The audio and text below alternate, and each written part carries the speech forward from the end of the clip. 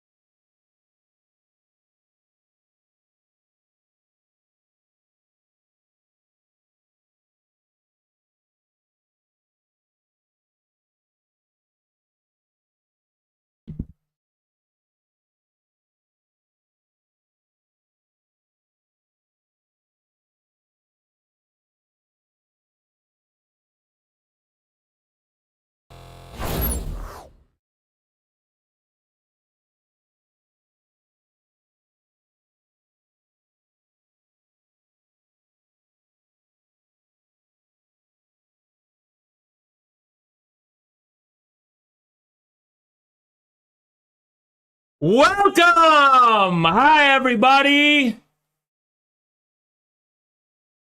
What's going on? Why is this chat dead, huh? Where are the fucking gorillas? Where the fuck are the gorillas? Let's go! What the fuck? I'm sensing low energy tonight. Y'all acting bitch made.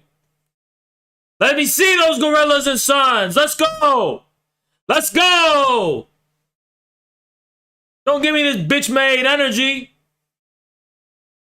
That's not what I expect of my gorillas. I expect of my gorillas high energy all the time. I expect you, regardless of the feelings you have inside, regardless of the confusion you have in your head, I expect you to be like Turks, to be like Ottomans, fight faithfully and fanatically for the cause, for the info war.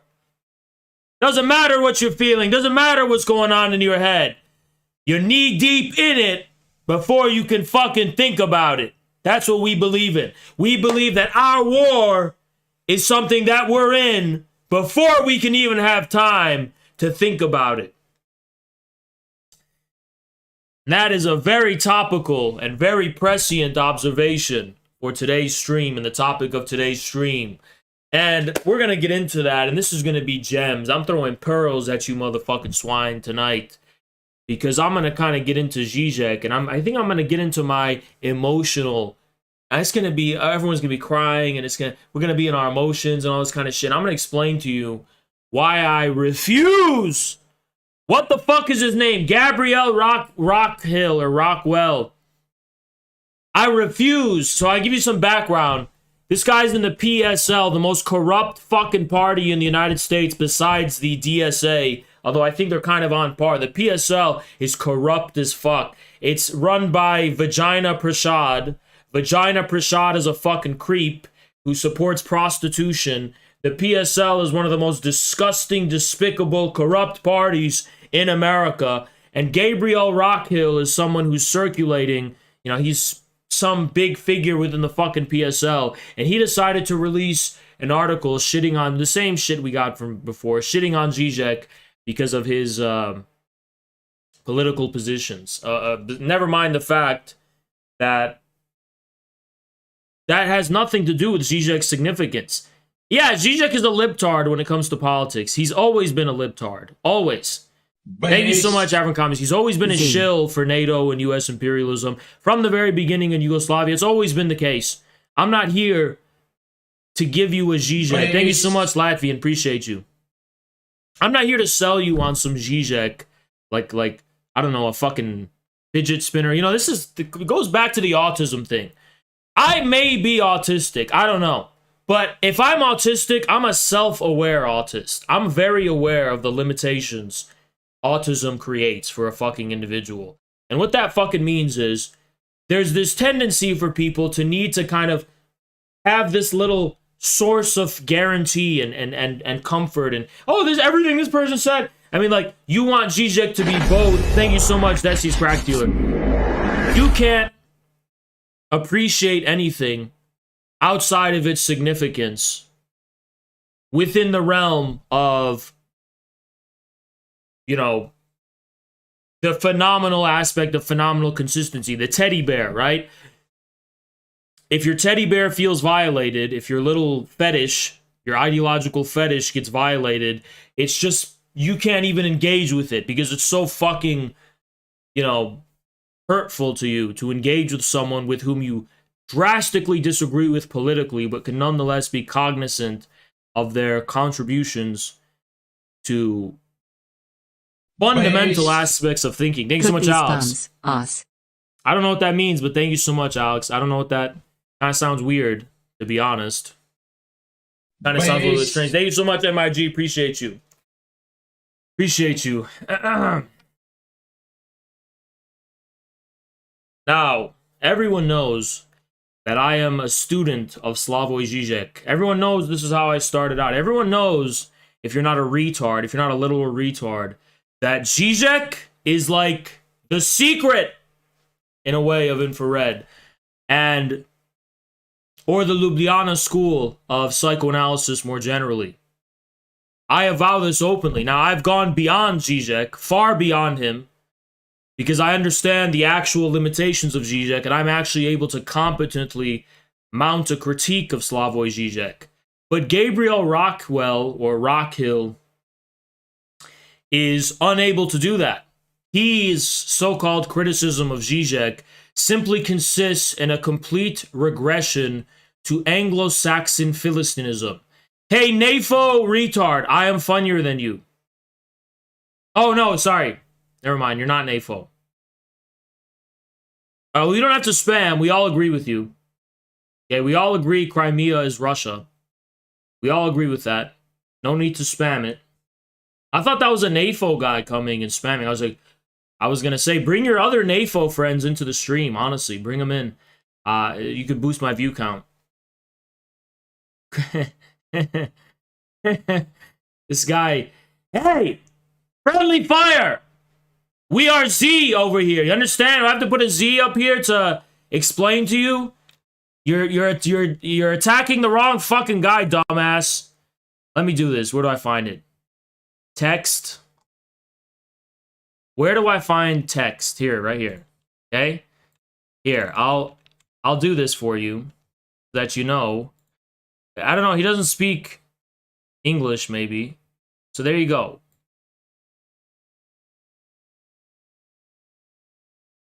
The letter Z. This is where we stand. You understand? This is where we stand. We're not Žižek. Maybe he thinks because Žižek is a NATO shill that we stand with Žižek as far as his politics, as far as his understanding of geopolitics is concerned. And we don't. None of us do here. So this is a non-starter, actually. As far as understanding anything about Žižek whatsoever, this it's a waste of time to talk about how he was a CIA agent in Yugoslavia, whatever. I mean, who gives a fuck? I don't give a fuck because there was plenty of CIA agents in Yugoslavia. You want to talk about Žižek as a NATO shill? Fine, there's plenty of NATO shills. Plenty of them. Almost every person by default is a NATO shill who's has any prominence whatsoever. Okay? I challenge you to find a single example. There's none.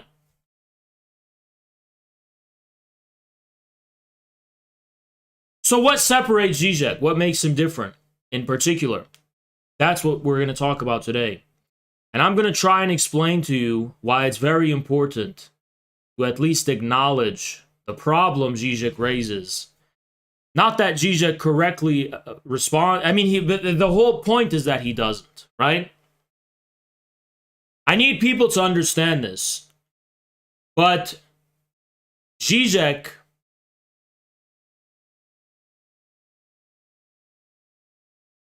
is not a revolutionary. He's not a political revolutionary. He's just a milquetoast liberal. I mean, this is not only true for politics. When it comes to the sphere of science, Žižek will never critique establishment science either. He'll never critique establishment politics either. Žižek will offer provocations to make you think, right? And we're going to get into that. But ultimately, if you ask him, what is your position? What will you commit to? It's just whatever the status quo is, you can count on the fact that Žižek will be there.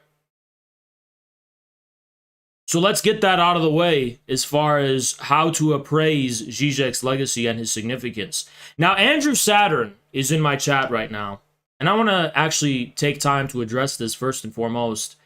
And his name is Dutch Oven in my chat. His name is Andrew Saturn. Andrew Saturn ran for public office in Washington, and, you know, did I reveal his location now? I don't know. Anyway, Andrew Saturn is not only... I'm going to actually release a documentary on him pretty soon. I'm going to be doing a wiki article on him and Johnny, and I'm going to be releasing a documentary on them. Because this is probably the most bizarre stalker in the history of the internet. I mean, when I tell people about this shit, they don't fucking believe it. No one believes how insane this level of commitment this 37-year-old man has to me. I've brought this guy up for the past how many months? And yeah, he's still at it not only every day, but at least every 3 hours minimum of every single waking moment of his life. And you gotta wonder, does he have a job? Because who has the time for that, right? Anyway, it is autism 100%. That's already confirmed. It's also glowy fed shit, right? It's glowy fed shit and a combination of autism. Oftentimes, FBI agents and federal agents tend to actually have that quality about them, if you could believe it. But it is very disturbing. But it's you have to ask the question, what about Chris Chan? Like, you look at Chris Chan and you go, what the fuck? How could that person be so delusional? How could they just have no self-awareness about how deranged the things they're doing is? And then that's what's going on with Andrew Saturn. It's the same thing. This person has no self-awareness as far as what they're doing. Who pays for their salary to have the time to do this? Nobody fucking knows. Where do they have the time to do this, right? The reason you don't have more Andrew Saturns is because most people have jobs. Even I couldn't commit myself full time to obsessing over some random person, right? Even I could not do that. And make thousands of alts or whatever, or sorry, dozens of alts, my bad, for over exaggerating. But, it's just one of those things.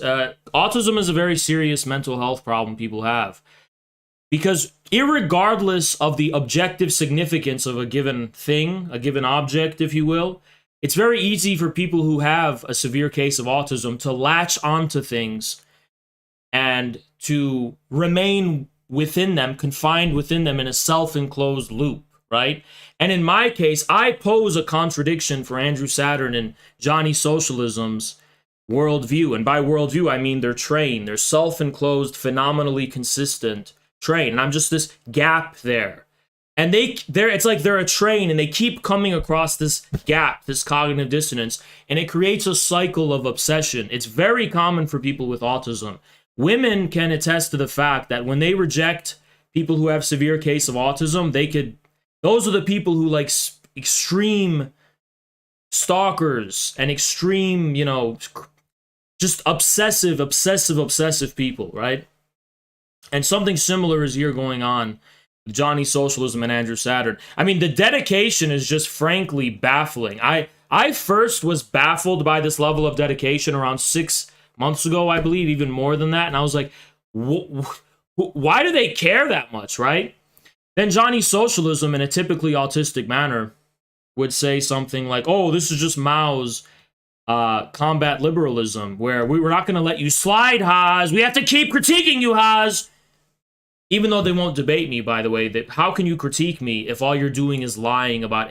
we all know you're a liar. You're a pathological liar. Maybe that's part of your autism. Maybe it's because you're a fucking fed. But if you were called to account in any neutral court, any neutral third party, called to account to justify your claims about me with either evidence or even justify how you can draw an inductive conclusion based on what you see from me, you could not sustain the things you say. For example, Andrew Saturn is now rolling with the claim that Nadia, my girlfriend, is first 16, then 15, now 14.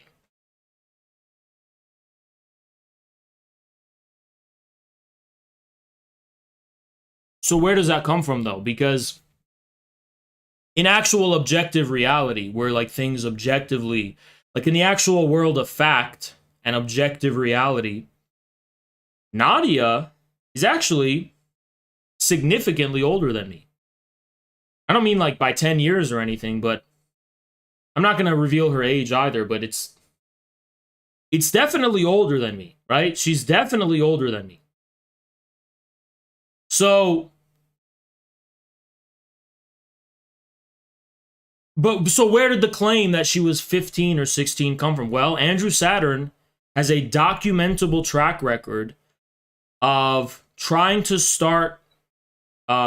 spread lies and just make claims that have no factual basis in reality, because they are a pathological liar, because they're quite possibly a Fed, and additionally, they are so butthurt beyond the pale. They are doing everything in their power to bring me down. Now, if Andrew Saturn can't physically bring me down, because if he was in my physical presence, he would shit his pants, quite literally shit his pants, though I expect he probably wears a diaper, given that he does have a mental disability.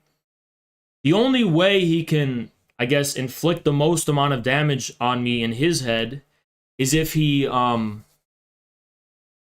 tries to destroy my reputation or starts lies about me or slanders me. But the thing is that's interesting is that the Flame of Liberation, Nick Maniaci, is also doing the same thing. He's boosting all of these tweets, all these defamatory and slanderous tweets as well. And not to weigh in on the Caleb situation again, but Nick Maniaci was one of the instrumental actors in creating these allegations against Caleb. Now, I don't have friendly relations with Caleb. I don't like Caleb, and I'm not on speaking terms with him. I'm not saying that because I'm scared of leftists. Oh, you're friends with Caleb. I don't like Caleb because I think he fucked me over, right? And threw me under the bus. But I don't know if I've said this before, but I will always be very vocal about the fact that I do not think any of the allegations against Caleb are credible anymore. None of them. Besides what he himself has admitted to, just because of the fact that Nick Maniaci started boosting Andrew Saturn's lies about me. Now, I don't know anything about Caleb, but I know the facts when it comes to me. I know, for example, that I didn't stay at a hotel room in Austin, Texas at the CPI conference. I know for a fact I didn't go to the Chicago conference either. And I know for the fact that I was with someone else when I was staying in Austin at the CPI conference. I know those things as a matter of absolute and irrefutable fact. So when I see Nick Maniaci starting to boost that, I think it's very clear they just lied about Caleb. If you're willing to lie about me that way, if you're willing to believe those lies about me in that kind of way, how do you sit here and accuse Caleb of anything? Everything you say about Caleb suddenly has no credibility. You find it easy to make things up about people and attack them on that basis, and there's no grounding or basis in reality at all. So why should anyone believe that, right? Anyway, that's something I'm always going to be clearing the record about going forward. There's nothing credible about what they said about Caleb, given the bullshit they're saying about me. Period. That's how I didn't know if Caleb was guilty or whatever. I didn't really care either way. But now it's clear to me, I don't think he was guilty of the things that, I mean, what he admitted to, there's guilt there in my eyes. But what they said, that he was like this abuser and all this, I don't believe it. I don't believe it. Now, not that I got that away, I want to make one final announcement about Andrew Saturn before I continue to talk about Slavoj Žižek. And this is probably the most important one.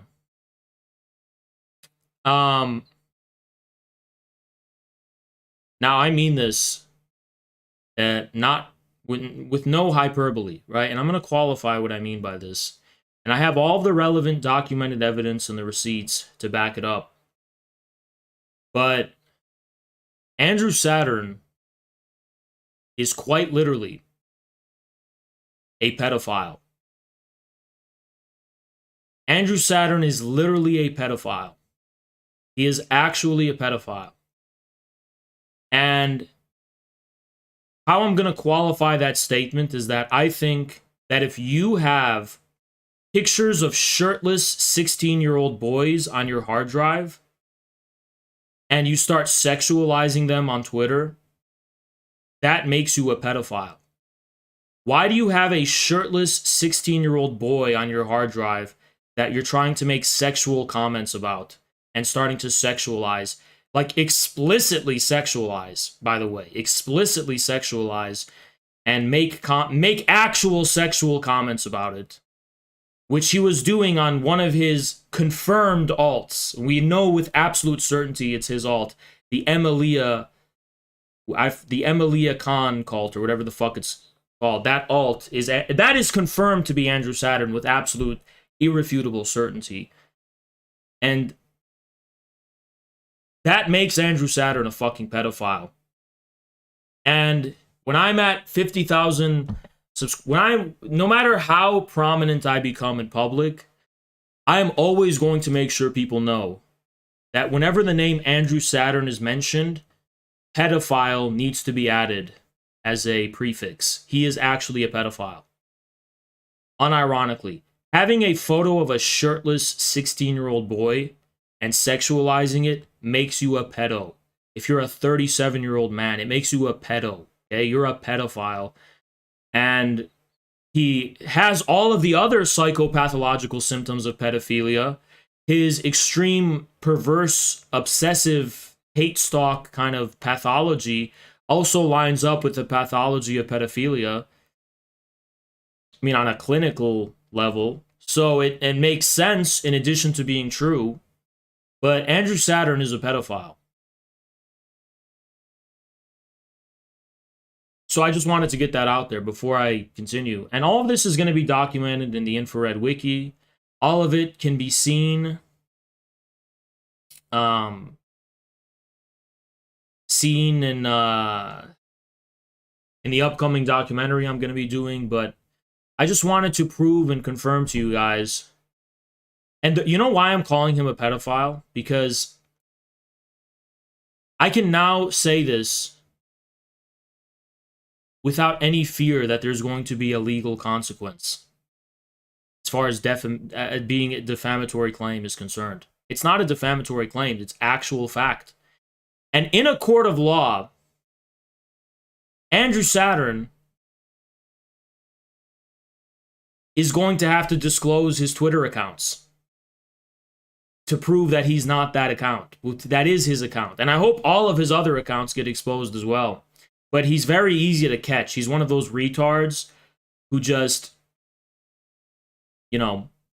thinks he's like sneaking around, but everyone knows it's him. But that is one of the accounts that we know with absolute certainty is him. And yeah, Socialism Train that's not even a secret though. That's also him. And there's just so much evidence of him having all of these different alts because he runs the Socialism Train account. Andrew Saturn on his main account regularly responds to his own tweets by Socialism Train. So what does that mean? It means he already has demonstrated a habit of having back and forth conversations with himself through different alts. He does that with other alts as well. But I can confidently say that Andrew Saturn is a pedophile. And I could defend that statement in a court of law with no problem whatsoever.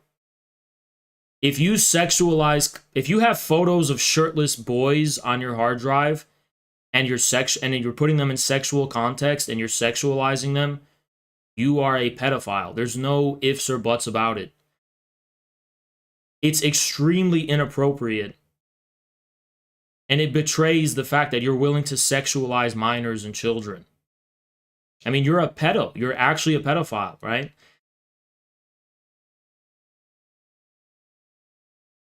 Didn't he impersonate me as well? Yeah, he did in the Telegram. He tried to in the Telegram, but he immediately got caught because he's just a fucking retard. He's just incompetent at everything he does.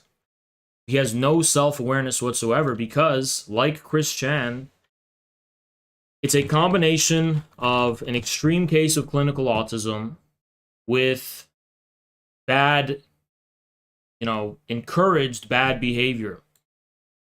So there you go. Andrew Saturn is a pedophile. Absolutely confirmed.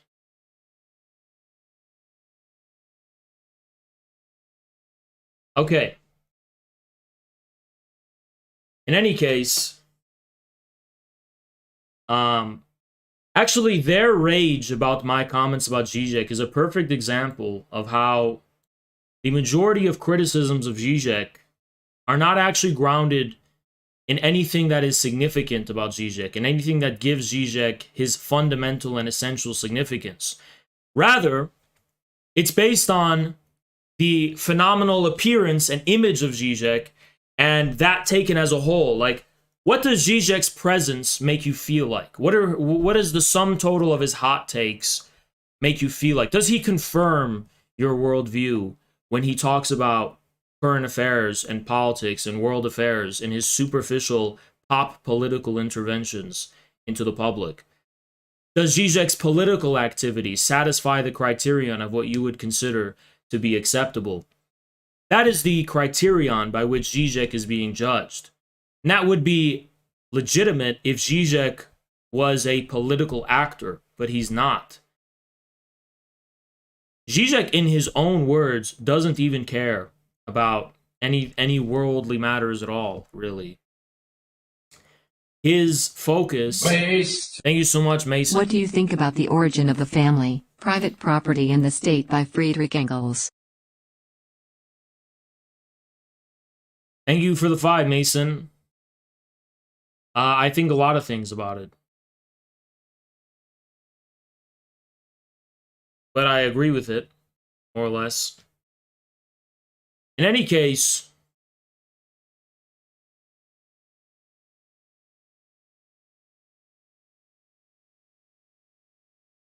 I want to explain something about Žižek. No, Žižek is not an entertainer. That's what everyone's missing. I want to provoke and basically force you to accept that Žižek has an unprecedented significance for all Western thinking. All Western thinking. And you want to ask the question in terms of truth, whether these PSL so-called Marxists and so-called anti-imperialists are reflective of truth, of a subjective stance of truth, versus Žižek, then by every metric, Žižek is superior. Žižek is more consistent. He is simply more moral and more ethical as far as the relationship between his thinking and his position.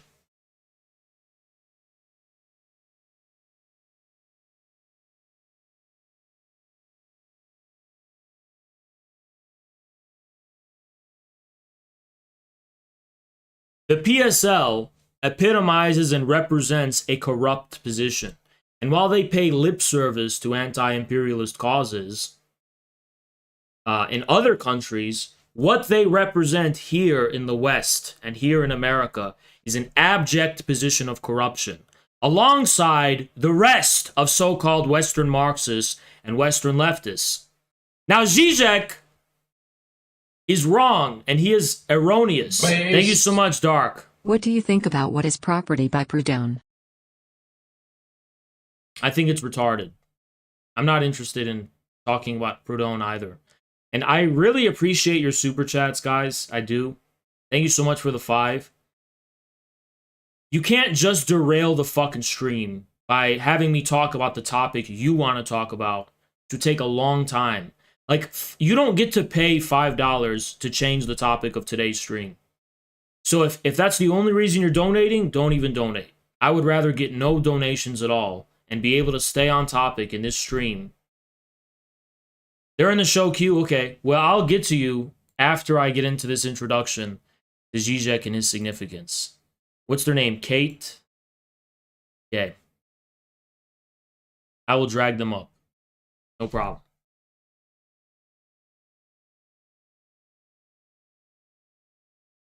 The Western left as a whole is corrupt. And even superficially speaking, Žižek has exposed the falseness of the Western left, including the falseness of so-called Western Marxist-Leninists and so-called Western tankies. These people are morally, ethically,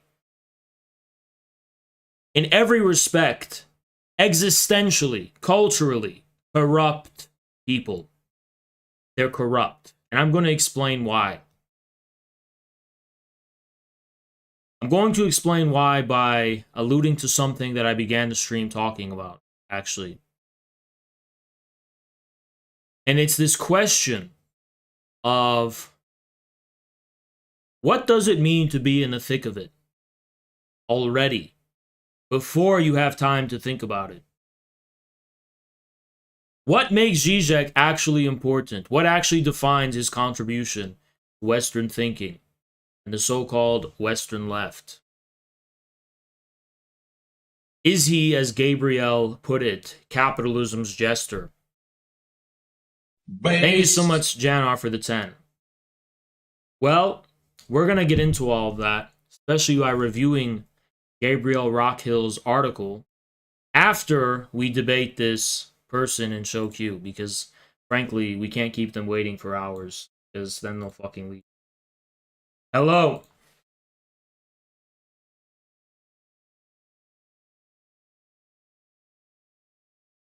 This person in show Q, because frankly, we can't keep them waiting for hours. Can you shut the stream off?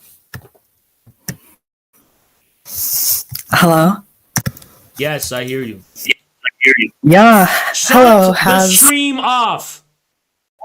It is off. Write down a super chat. Then why am I questions on echoing in your paper and mic? address them after the roll call. Oh. TBH. I don't think are you? I was. Okay. Well, is it fixed now? Yes, it's fine now. So what is it? Okay. What is it? Well, I mean, a lot of people told me to debate you on this server after I caused quite the ruckus in VC earlier. So let's just lay out a few things. You know, you are a Marxist-Leninist, right? That's correct, yes. Okay. I have a few gripes about specifically Marxist-Leninism. And a lot of it comes from a different view than what Marxists hold specifically property to be, as well as community, and a kind of functioning, working economy. Let's start with economy, because that's something I know quite a bit about. I think it's pretty clear the failure of planned economics is demonstrated throughout history.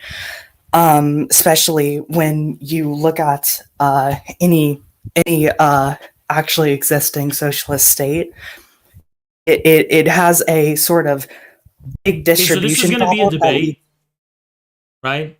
Hmm? This is going to be a debate. You're not going to be here and give a lecture for 2 hours. That's fine. That's fine. And then wait for me to respond. So you just said something right now that it's pretty clear the failures of planned economy. They're not clear to me.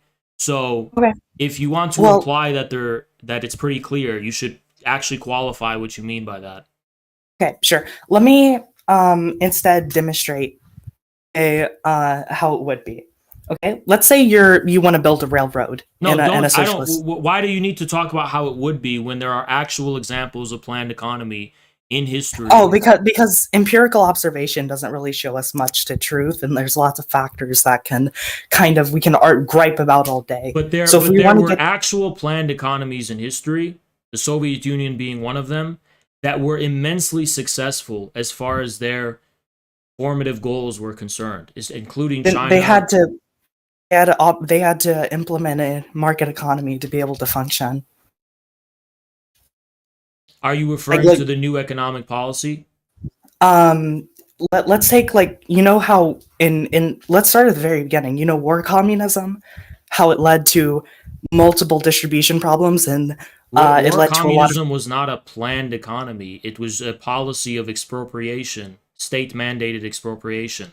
It wasn't actually a planned economy because there were no ruling and governing institutions of planning the economy. The economy was still in the hands of petty producers whose produce was simply expropriated at the barrel of a gun by the military. So that was not a planned economy. That was an emergency policy that no one envisioned represented what long-term planned economics would look like. But again, it failed, and it led to a lot of people joining the Black Army, especially in the Ukrainian regions. No, it didn't. No, this is demonstrated. You can look at the history books like about Makhno and such. And what he did is he went to these people that the Reds were calling kulaks, and he said he let them keep a share, an equal share like everyone else, and operate within the free territory in Ukraine. That's what it drove them to join that, because it actually Makhno did not acquire the significance he did in contradistinction to the rule of the Bolsheviks, because Makhno came to power independently of any grip of power by the Bolsheviks in that region. Makhno took advantage of a power vacuum, the absence of any organized power whatsoever, operated like a petty criminal bandit with whom the Bolsheviks actually did work with for a period of time, until they treated him as the bandit he was and drove him out. How was he a bandit? How was he a bandit? Because his so-called anarchist economy relied on the raiding of Bolshevik supply lines and trains. The Bolsheviks were posing a threat. By transporting the goods from their supply lines, the bandits of the Makhnovite bandits were stealing from the Bolsheviks, raiding their supply lines, and their entire economy was simply based on expropriation. It wasn't based on expropriation like the Reds. Yes, it the was. Reds were And in addition, they were criminal terrorists ruling over the peasants with their own kontrrazvedka that acted as a secret didn't rule police. over anyone. Yes, they were they anarchists. did. They indeed did, though, because they had an economy that was like war communism, based in expropriation, except they had no basis in legitimacy in the actual peasants. Thank you so much. They had a market socialist economy. They had schools. They had working hospitals, and they thrived while the war was going on. No, they didn't. All of those schools and all of those hospitals were a remnant from the state of affairs that preceded the Makhnovists. They didn't create any new institutions at all. They didn't create any capital, but they seized the capital and made it operate in a thriving manner that was not seen before. Give me evidence that it operated in a thriving manner. Relative to what? Relative to I'm what going the to go ahead and nationalists guess that all of the evidence you're going to give me that it was thriving was anecdotal evidence from ideological anarchists from the region who want to give glamorous reports and results for their ideological agenda. What objective evidence is there that this was a thriving state of... do you want like history books here? Because I want you sources. Some actual objective evidence that shows that the economy and these institutions were thriving. Okay, so I can give you a history book, 2 of them that account this. No, I'm not asking you for a book that... I'm not asking you for an authority. I'm asking you for an actual... I'm asking you to oblige an actual standard of evidence and then fulfill that piece of evidence. Okay, so let's take the example of what the nationalists were doing at the time, right? So you should know that the nationalist economy in Ukraine was very awful and I don't know why you're talking about an economy in a state of chaotic civil war. I mean, why are you making it seem like this was a period of ripe experimentation of different systems, like some kind of Silicon Valley commune, some seasteading fucking commune somewhere? This was a chaotic, tumultuous state of the breakdown of society. There was no economic system at all. A system implies a self-enclosed and functioning kind of process. That did not exist. There was no consistent systemic process of any kind of economy. There was the tumultuous chaos of a civil war. There was no nationalist if you want to move on to the stable example of like the established Soviet Union, we can. Which also had its own problems. Sure, it had its own problems, but the purpose of the planned economy of the Soviet Union was to build up a national economy whose steel production and production of heavy industry goods could rival that of the West, to protect it in the circumstances of an invasion, as well as provide for their citizens a basic standard of living. And in doing that, it succeeded with flying colors. You can talk about the problems. If I'm not wrong, I think the steel production was had a big issue of overproduction. That's And even, listen, overproduction of steel is the least of a country's worries, which is being invaded by the vastly more industrialized Germans. I mean, you're talking well, I about mean, that was near 13,000 tanks. I mean, that's what you need to win a war. Life or death. Stalin said in 31 or 28, we need 10 years to catch up. And if we don't, we're going to be buried. 10 years past, Operation Barbarossa commences. The Soviet Union ends that war victorious. I say that's an example of success, not failure. Okay, wait. So the war ends, but they that caused a because of the war, it did cause a lot of shortages in a lot of other sectors of the economy. I mean, yeah, because 30 million people lost their lives. I mean, tens of millions at least are exterminated outright at the barrel of a gun. Countless soldiers are casualties, countless capital and industry is physically destroyed. The entire brunt of the Nazi war machine is almost entirely taken by the Soviet Union. And you're trying to present that as some kind of systemic or worse ideological flaw on part of the leaders of the Soviet Union and not the objective fact. Who brought up that specific war. Yeah, but they survived is the point, and that's what they were doing. That's what the whole purpose of it was for. Well, what's survival if you're like using way too much resources to fight a war and then leaving your people starving and hold on. Like What survival when you don't end up being the slaves of the Germans and being exterminated as subhuman Slavs and having all of your resources looted to go to Germany? I wonder is what being the slave of the Soviets I mean, you're better? trying to say that there was no Soviet victory. Why? Because they had a transient, very temporary famine in 47-48. So because of the famine in 47-48, the entirety of the Soviet victory in World War II is now non-existent, and it would have made no difference if the Nazis would have won. That is so abjectly fucking stupid. The countless and innumerable people within the Soviet state who had their livelihood elevated, and by the way, the rebuilding was very, very quick and very rapid in the years after World War II. These people had access to electricity, education, running water, medicine. They could read for the first time when they had no ability to before. They were having basic access to culture. They had a job that was secure. They could at least live. Yeah, there were famines in 32-33 and 47-48. Those famines were real. But then again, famines were a very common occurrence in the Russian Empire. And then after the famine of 47, which was actually because of the war for no other reason, they never had one again.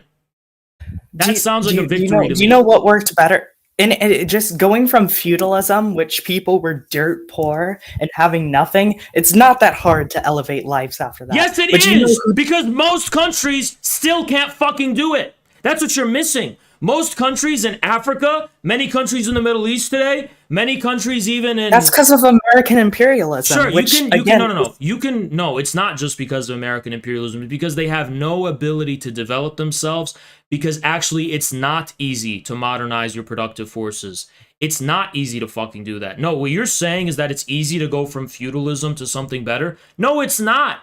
Hold on. If Russia never had communism, or whatever you want to call it, if they never had that, and they were just some extremely starving nation comparable to Africa's standard of living, Angelina Jolie would be going there and adopting orphans from there, and Russia would be the sad, oh, what a tragedy. Nobody actually wants to acknowledge the achievement of the Soviet state and the achievement of... Do you know what achievement was greater, which is somehow overshadowed by these like MLs who like praise the USSR for that? Yugoslavia did it much faster, much better, and increased the livelihood.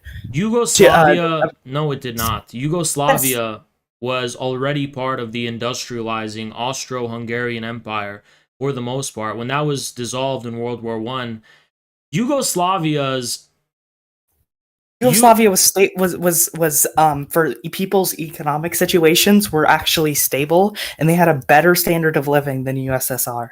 Most states to the west of the USSR had a better standard of living than the USSR. You want to know why? Why is that? Because they had greater access to the capital and light industry consumer goods that already existed in the West. That's why. It wasn't because they built a better system from the ground up. It's the opposite. They had more access to the established capitalist world market than the Soviets did. That's why. The bulk. Okay, so you're saying Hungary. Hungary what had you're a saying better here? life. Was better in Hungary. It was better in Poland. It was better in East Germany. It was better in Czechoslovakia than it was in the Soviet Union. Everyone knows that. So what you're saying basically is that because the Soviet Union refused global trade cooperation for a very long time. No. But they did do that. They refused. No, they didn't. They didn't refuse global trade cooperation. They only traded with other socialist states. That's not true. That's just patently not true. It was Western countries that wanted to restrict trade to the Soviet Union, not the reverse. So why couldn't USSR take the Yugoslavia approach and have instead of being a blatant strongman military ooga booga force, why can't they just what the fuck is why that? can't they take I guess the Oriental orcs ooga booga, right? Because they're apes, just straight out of Hitler's fucking mouth, right? Yeah, I will not have you disrespect the heroic and legendary Red Army here. You're gonna call them the Red Army. The soldiers of the Red Army were far more classy, far more civilized, far more acculturated, far more educated. Even the German officers would note the level of literary education, the level of literacy, the level of acquaintance with basic intellectual concepts among these soldiers of the Red Army. And you sit here and disrespect them as half-human apes. Being forced to read like a fucking commie book, right? What? Hey, hold on. All right, being told a bunch of shit from commie books and being able to parrot it isn't intelligence or literacy. No, because that's not what they did. People consumed books and read and thought for themselves in the Soviet Union far more than in any Western country, as far as the average person was concerned. People were able to critically dissect their propaganda, but at the same time, they still recognized it had an objective significance.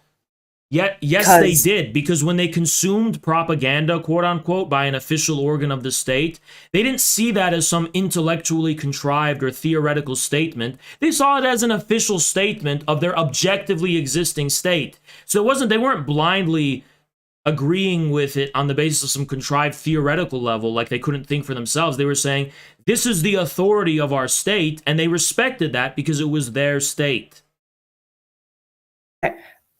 But see, that's the thing. The Red Army quite clearly did a bunch of horrid actions to a lot of people. First of all, what about the gulags? What about that? That's just a very simple thing. Have you ever read the Gulag Archipelago? What about the gulags? Have you ever read the Gulag Archipelago? I wiped my ass with it, yeah. Okay.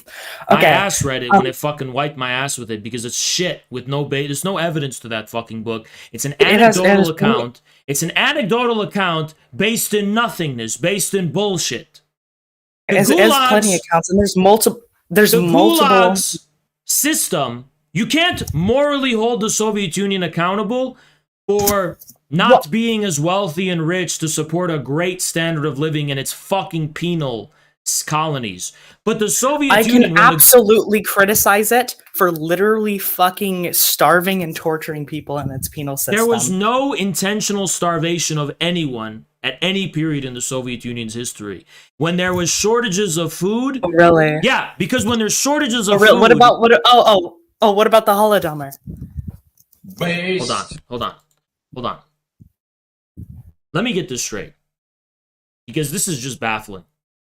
You're claiming that the Soviets intentionally orchestrated a famine in Ukraine? Yes. So you're telling me you're mentally retarded? I'm telling you, there's evidence. There's multiple different. Show me one piece of evidence for this stupid fucking idea that a famine in which Russians and Kazakhs also starved was intentional. Why? In what meaningful world does it make rational sense that the Soviet state wants to just starve people and not produce enough food? So I have right here have over 200 references. I don't care about your See, here's the thing. You're probably college educated, right? So you're mentally retarded and you have this idea that a simple allusion to a reference, as if this is some kind of game of credentials, somehow suffices to actually prove and fulfill a standard of evidence. I want a primary standard of evidence I want one to be fulfilled by your own account that this was actually intentional. I don't want you to allude to 200 references. I want you to take any one of those references and rationally legitimize them. But in your own words and in your own process. I want you to do that. Because I don't give a fuck. I don't give a fuck about Western universities. I don't give a shit. I will go in those universities with my ball sack hanging and I will wipe every professor's face with my balls. I don't care about your fucking references. I shit on your professors and your accredited historians and I spit on their fucking face. Okay, so you're saying that because I have sources, right? No. I just told you what you have to do. Take one of those sources and break down to me a standard of evidence and how that source fulfills that standard of evidence. That's what I asked you to do. I didn't ask you to give more commentary about your sources. I asked you to actually demonstrate their significance rationally yourself and in your own words. Okay. That's fair enough. Here, let me take all right. So we have a book that's all right, so we have a book called Cannibals Identified During the Holodomor Were Given Poison Baits by Medical Workers Around the Villages. So this here, it's a Russian document. It's not a book. I said book, sorry. And I have the web archive, and it directly accounts that there was specific tampering with not only the food in Ukraine, but also the supply lines to get food there. And there's accounts of people, right? Can you give me the actual objective evidence? We're so sorry. What I have an article right here. Do you want that? No, I want you to fulfill a standard of evidence. Anecdotal evidence does not. Sorry, a eyewitness testimony does not fulfill a standard of evidence to me. I will call that a. But it's multiple different accounts, and that would just mean that there are multiple different people in Ukraine who had the agenda of slandering and smearing the USSR, and there are multiple people in the West who have that agenda. That much is very clear to me. So you're saying we don't trust the vast. Can you provide for me from the Soviet archives a single document from the Soviet government that explains that this is our plan and our intention to execute a famine? Okay, 1 second. This should be okay. Key Soviet documents right here, and we have the where? I'm looking for the documents right here. So, all right, so we have a letter from Molotov to Stalin. We have a letter to Stalin from Kanovich. Can you read us the contents of these letters? Let me see if this is the right one. Read us the content of these letters and verify the source. Okay, so So right here we have. Send it in the VC chat. Okay, let me see right here. Let me get this so I can send it. VC chat. Yes, VC chat. Okay, right. Sorry, my computer's slow. I'm trying to get there. Okay, and sending the file now.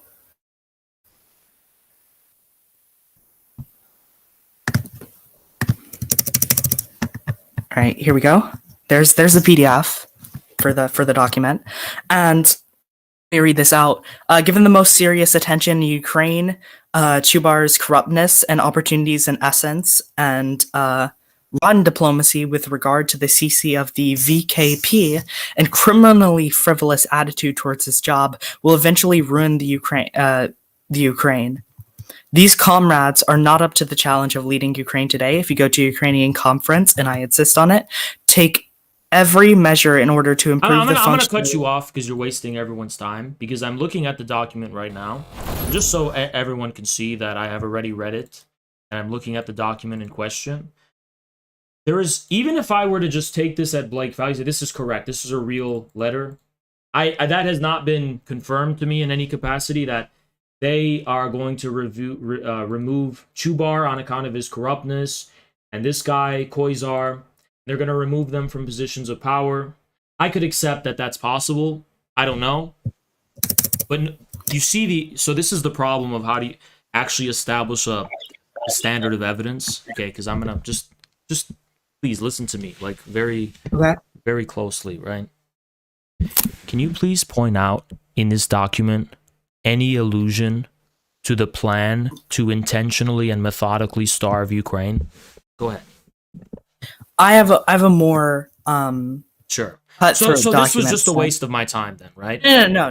So that one shows that there was a definitely a thing going on with Ukraine, and this is like setting up the whole conflict. And this other document shows that. What does this show actually? Because we can all read it right now, and I don't think there's anything incriminating about this letter at all. There's nothing criminal about this. These people are corrupt. This person's opportunistic. This person has rotten diplomacy. They have a criminally frivolous attitude to their jobs that's going to ruin Ukraine. So they're not up to leading Ukraine. We should go to the offerings and try to influence it so that, we can ensure a genuinely Bolshevik decision is made and influence it in that way. And do we have to remove them both from Ukraine? By what method do we remove them? It's not clear. Maybe you're going to try to argue that this is evidence that they wanted to circumvent the Soviet legal system, although I highly doubt that. So you have to. What does this mean? So let me give you a bit of context here. These Soviet officers were sending letters to Stalin about the Ukrainian food shortages and a famine that's going on, and Stalin blatantly rejected to offer any aid to Ukraine. Okay, where's the evidence for that? Where's the evidence for that? Okay, well, I have because here they're describing a criminally frivolous attitude toward their job, which probably looking at the same document, which probably could be related to why there was a famine. Maybe these people were not running things correctly. Maybe that had something to do with the mismanagement of the process of industrialization and of collectivization in Ukraine. Maybe that was tangentially related to the famine. Have you ever thought of that? The man was removed from power for Stalin called him corrupt. When the letter when he said where does this evince a denial? First of all, objectively speaking, they sent aid. They tried to relieve the famine as soon as they became aware of it. That's an objective fact. This document proves Stalin wanted to improve conditions in Ukraine. Thank you so much, Goliath. Wait, hold on. What do you mean they relieved the famine as soon as they got? They did everything in their power to relieve the famine as soon as they became aware of it. That's blatantly not true. Okay. because Well, because right I'll, here I'll these ask letters my show. people, put in fact checking the relevant evidence of that fact. Put it in the fact checking section of the Discord so that we could provide our evidence for that fact. Because it's blatantly shown Okay. specifically from these letters that they were aware of the famines, yet Stalin rejected to offer any kind of. Give me one shred of evidence that these letters evince the fact that they are A, both aware of the famines, and crucially B, that they refuse to send aid in light of that awareness. Letters are back and forth between Stalin and the Soviet officer. Where is it? Where is it? Here, so right here in this one, the second one I sent. Okay. It says stuff. I'm not going to read the whole thing, but it says Okay, stuff like. I'm going to read it right now. Okay. Go ahead. Yeah.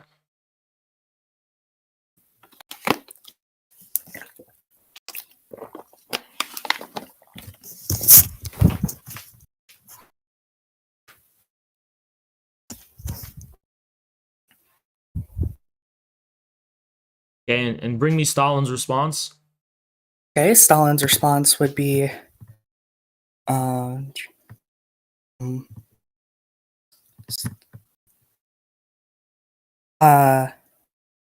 I think this is it.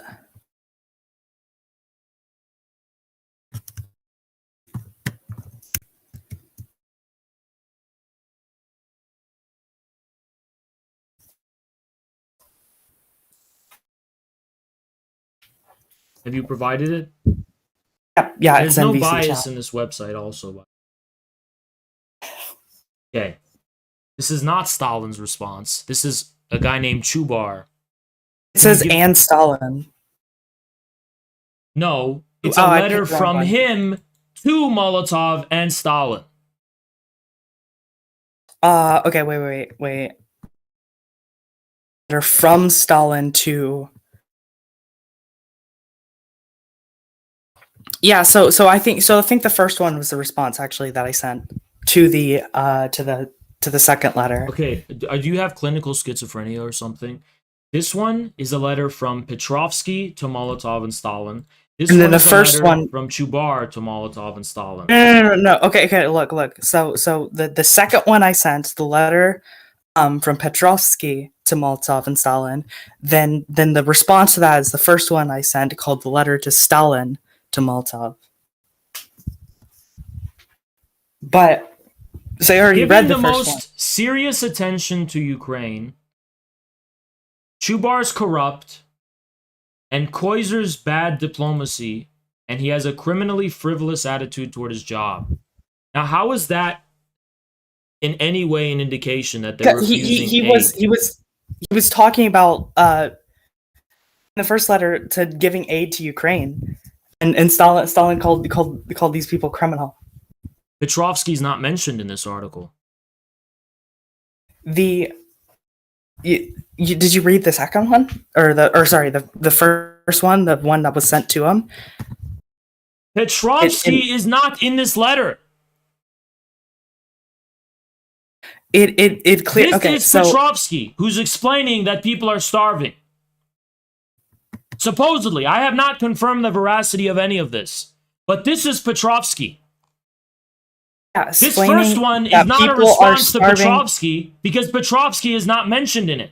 Only Chubar is mentioned in it, and Chubar is here. But the idea that Chubar is allegedly corrupt because he's claiming that the plan is not working has yet to be demonstrated. Could there have possibly been other reasons why Molotov is referring to him as corrupt? Or there's no possibility that he could have been corrupt for another reason. It has to be because he was reporting on the situation in Ukraine. Logically speaking, what you're saying is nonsense. Okay. Then you have, right, the so this was a policy, right, from the Soviet Union. Make all property belong to collective farms and cooperatives. Harvest in the fields, public reserves, livestock, cooperative stock, and stores, etc. Equivalent to state property, and fully strengthen the protection of this property against theft. use judicial repressions of the highest degree as measures of social protection against theft of the collective. I'll listen. I want you to do. I know it's really hard for you to do because you're just used to like listening to what authorities tell you because you're like, probably an NPC. But what I want you to do wait, hold up. I want you to rationally explain how the whatever it is, even the 10 whatever bushels policy can't steal from the grain. You can't steal grain. So explain to me. No. I want you just to rationally make the argument that policy means they were trying to intentionally starve Ukrainians rather than the opposite, which is secure the security of food supplies so that everyone could be properly fed.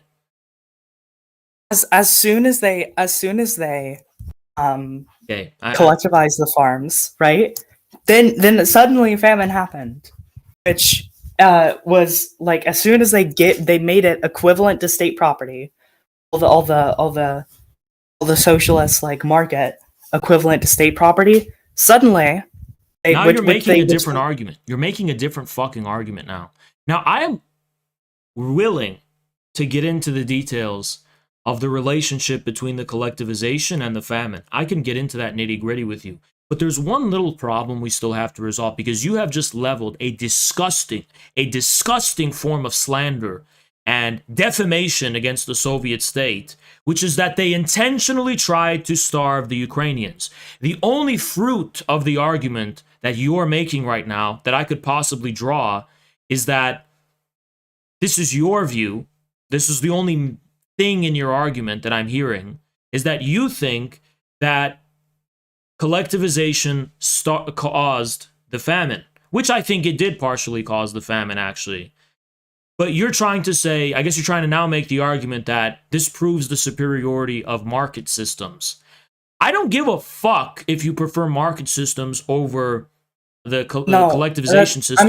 But the claim that the Soviets methodically engineered this famine to starve Ukrainians is patently false, and you have yet to justify it with a single piece of evidence, not a shred of evidence. Let me make the argument here. Okay, so because of the collectivization was put under state control, right? They had the authority, right, to take as much resources from these places as they wanted, because they were state property, were made state property. So because they had that ability to take resources, and there was clearly a situation in Ukraine where Ukrainians weren't very happy with the situation and very happy with the Red Army still. So what they did was they took the resources from these farms purposefully to cause a shortage to make the people weak there and more reliant on the state call it welfare for their survival. Okay, well, thank you for wasting my time with a bunch of jibber jabber. Where's the argument? That's the argument. Something about the state taking all the resources. Where is the intentional famine?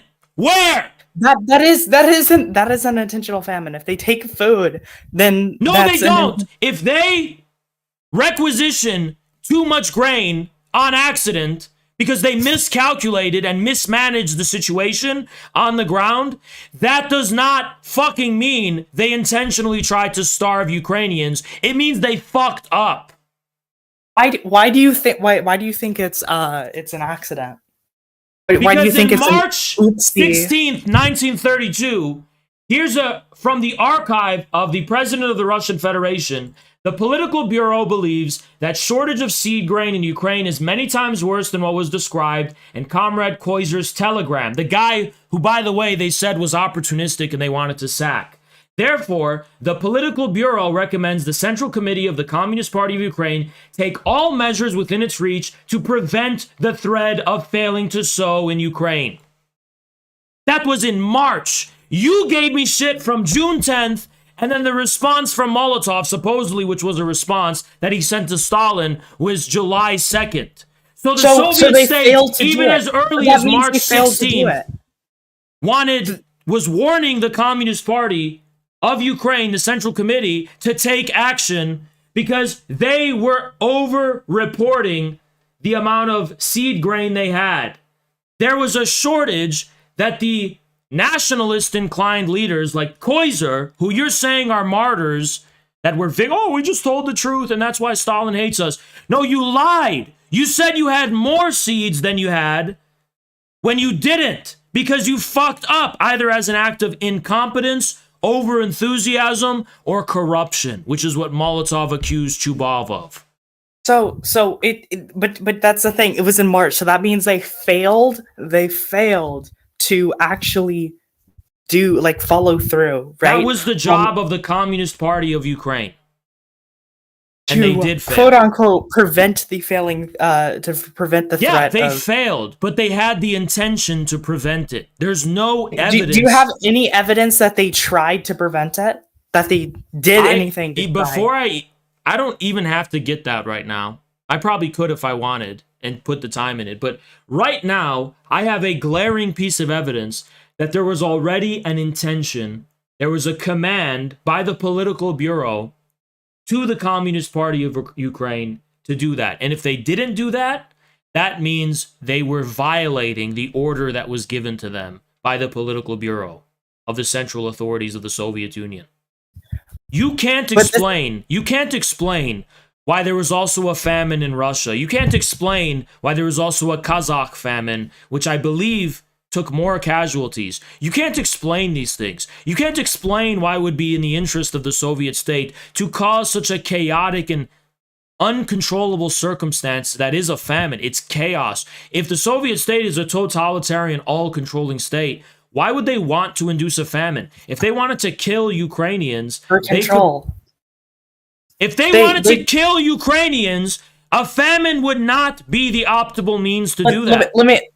You need to understand that all these laws and legislation are just letters to Santa without the people to enforce them. Okay, they don't mean anything. I don't even have to entertain that argument, and I'm not going to entertain it because you're failing to actually get to the central point, which you have yet to provide a single piece of evidence, just a single one, that shows there was an intentional and methodical plan by the Soviet state to starve Ukrainians. Not a single piece of evidence. I'm making the argument. You're just saying I'm not going to, you're avoiding it. You're not making that argument, and if you are trying to make that argument, you're not establishing the connection between a supposed shortage of people or lack of willingness on part of the Communist Party of Ukraine to fulfill the orders of the political bureau and an intention by that very same political bureau to starve Ukrainians. There's no connection between those. There's none. If you want to make the argument that there's a connection, go ahead and make it. Wait, hold on. It's not about the willingness. I'm talking about that you can't just say that you can't just say go kill the Ukrainians, right?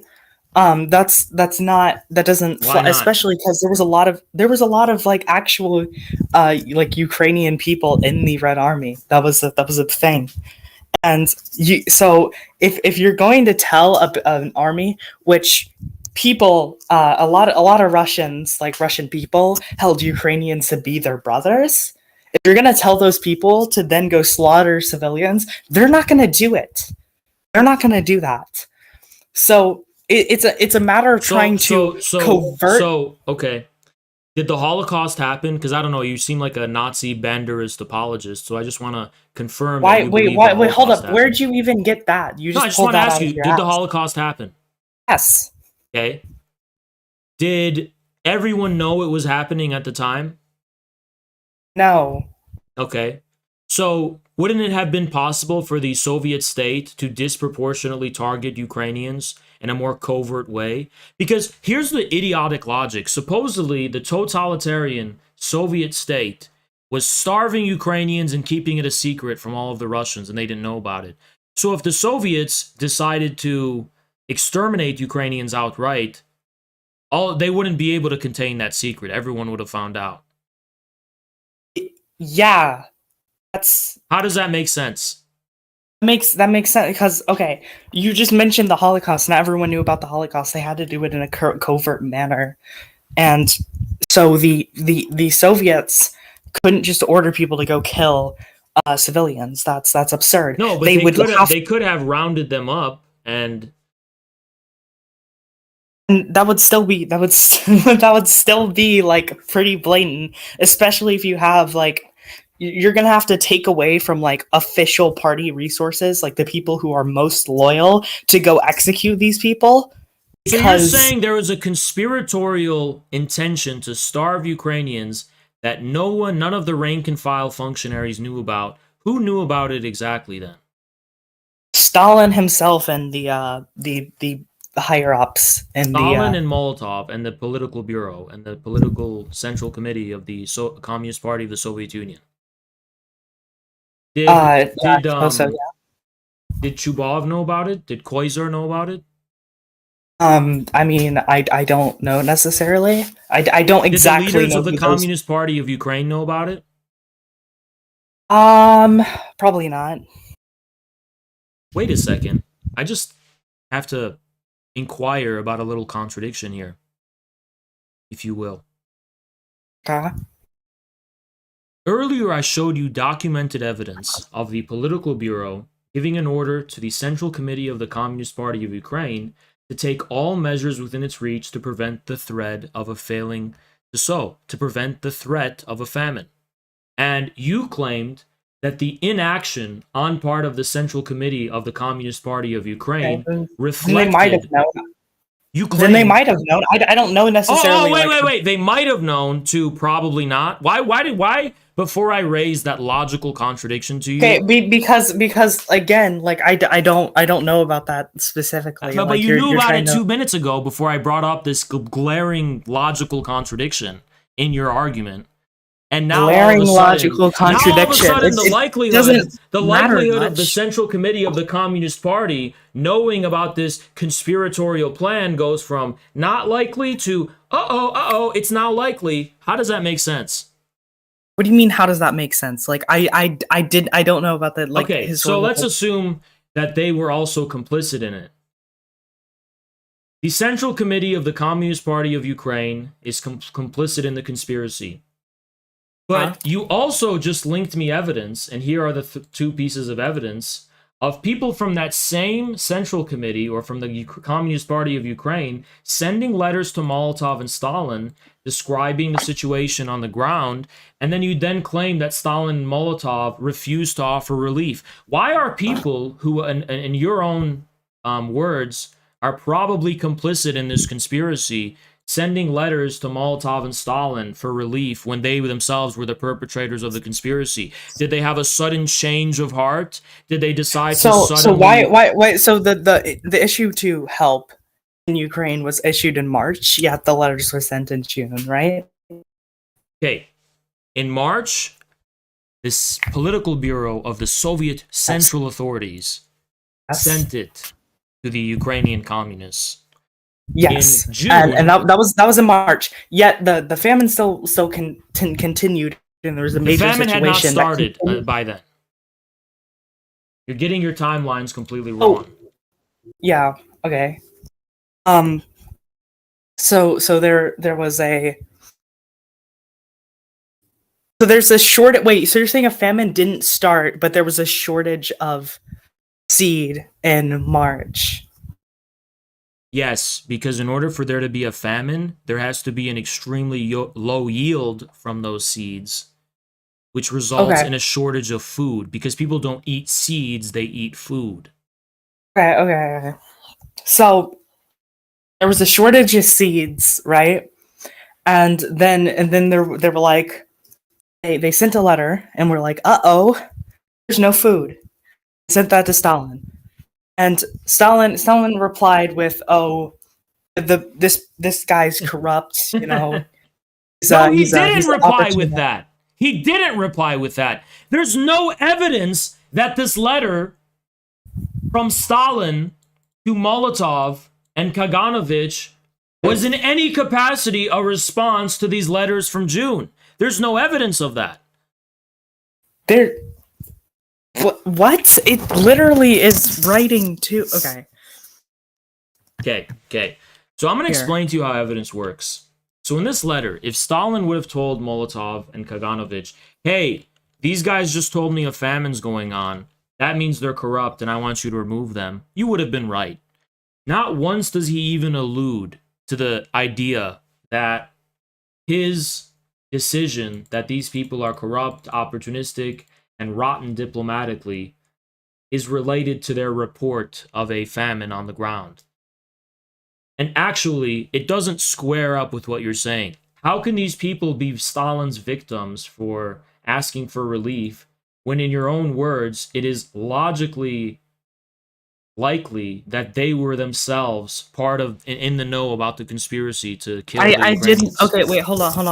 I pulled back on that because I don't know like that specific like his No, history. then I want to actually confront you with the logic here, because Well, I didn't make it as like wait. But no. You have to, though. Because I presented you with a piece of evidence, and the only response you gave me to that evidence was that, why was there that failure?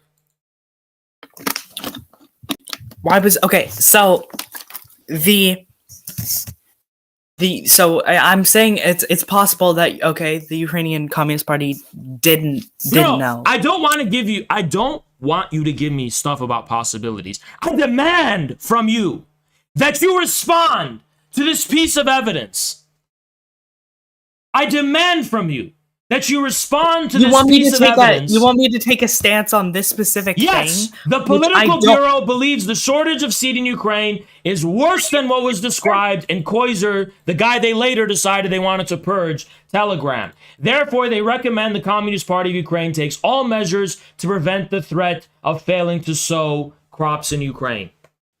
I want you to explain why that order was given to the Communist Party of Ukraine. Oh, if the Central Communist Party had the plan of intentionally starving Ukrainians in a genocide, then what would it look like if they never gave any kind of orders to the Ukrainian Communist Party to help, right?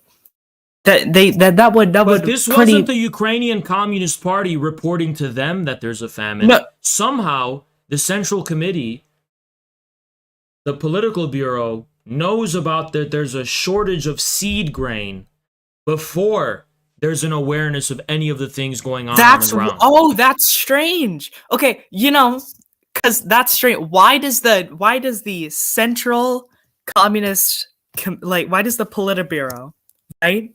Why do they know about a shortage of seeds before the Ukrainians? Because they're able to parse out inconsistencies in the report of how much grain there is, based on and comparing that to facts verified by people on the ground that they trust. That's why. What report?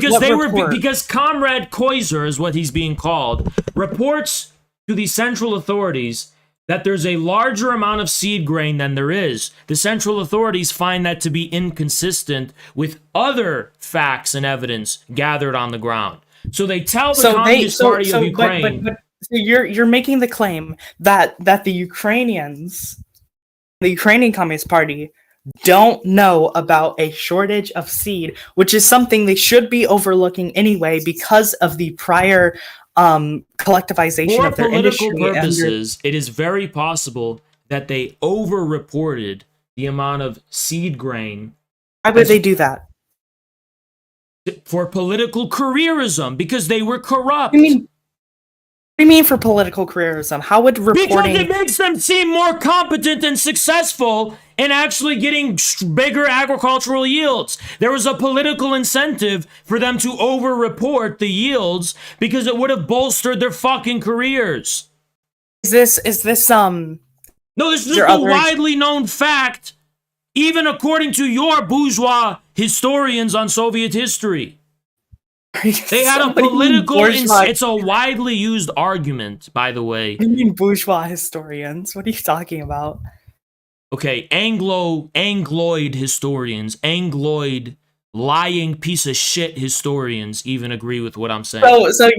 But okay, can you name a few historians that deny the Holodomor? Grover Furr. Grover Stephen Kotkin is a reputable historian. The whole revisionist school, Sheila Fitzpatrick, J. Arch Getty, all of those people. Okay. They do not believe there was an intentional famine. So the idea that it is a well-established fact that the Soviets had an intentional genocide against Ukraine is a myth. It's not even the prevailing view in Western scholarship. It is only Are you sure? Yeah. Are you sure it's not prevailing? No, it's exclusively the Ukrainian emigre lobby and the Ukrainian institutions and Ukraine's international policy to push this line. But outside of that influence, it is not a well-established fact. This is literally equivalent. This is literally equivalent to saying like the Holocaust didn't happen. It's not. No, it's not. Even the fucking ADL and Jewish organizations push back against the claim the Holodomor was the Holodomor, so-called. By the way, where did the name come from, Holodomor? But the claim that it was intentionally a name that was made even far right, as to make it seem like this is the Soviet version of a Holocaust, by the way. Okay. But if you're not wait, hold on. Can you provide me a source that the ADL denies that? Yeah, I saw it somewhere. Somewhere, because I don't believe that. I don't believe that's true. Here, I'll even look it up myself.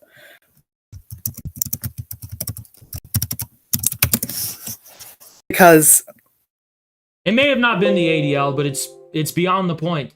There are established organizations that deny this, that are ruling organizations, precisely because of the equivalence being drawn with the Holocaust. So I'm looking. Okay. So I want a source, right? That says that these Jewish organizations deny the Holodomor, because that's what do you mean deny? No one denies there was a famine, but the claim that there was an intentional policy of killing Ukrainians and exterminating them through famine is not well established. And yes, I have seen organizations you would probably have to find reputable that also denied that was the case. But this is the common view in academia that it happened. Well, how do you define common? Because Stephen Kotkin doesn't accept that view. Stephen, let me. How do you spell his last name? Kotkin. Okay, Stephen Kotkin. Yeah. So there's a whole Wikipedia article. Okay. Here. I'm gonna do this for you because you're probably a Volshite who loves Wikipedia. And oh my God, why does Wikipedia have a Holodomor genocide question? Because apparently it is subject to some kind of dispute. Historian J. Arch Getty states that the scholarly consensus of classifying the Holodomor as a result of bungling and rigidity rather than a genocidal plan. That's how he characterizes it. Okay, wait. Let me read this. So the Soviet head of state, Mikhail, fucking say that name, responded to Western offers of food by telling of political chiefs who offer the help of the starving Ukraine, and commented, "Only on the most decadent of classless are capable of producing such cynical elements." And I've a source for this. Right? He said that. Give me the source, and let's see what it was actually said, because I couldn't hear what you said, really. Okay. Hold on, look at this. Look at this. This is from...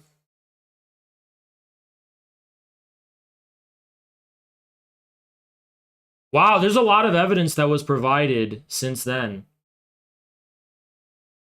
The story which has emerged in this because of Soviet leadership, which was struggling with a famine crisis, which had been caused partly by their wrong-headed policies, but it was unexpected and undesirable.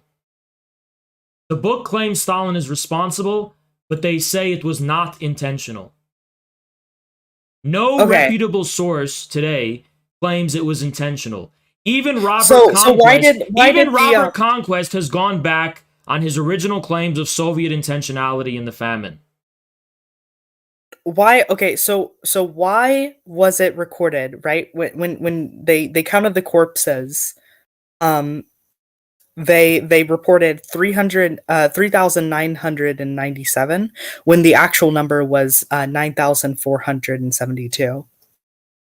For the you just medical... said a bunch of jibber jabber. What corpses? Where? Who? What? Thank you so much, John Kelly. They left. I didn't do anything. Not a communist, but I like your content. Since we are talking about Soviets, do you think communism can actually occur given that the current Marxists are unwilling to go to the lengths that men such as Stalin and Lenin were willing to resort to? Thank you so much, John Kelly. Appreciate you. Well, they left. I'll wait them to reconnect. I bet their internet probably disconnected. I'm guessing their internet disconnected. No, I don't think they intentionally left. I think their internet probably disconnected. They would have probably...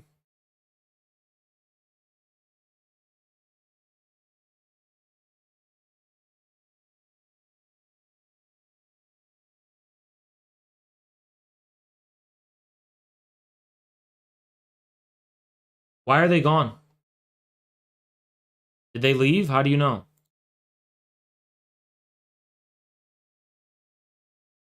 So they just left? We'll give them some time to come back. But, yeah, so Stephen Kotkin was the person I was referencing. Said, Stalin was responsible. There's no evidence for Stalin's intention to kill Ukrainians deliberately. It was not an intentional murder.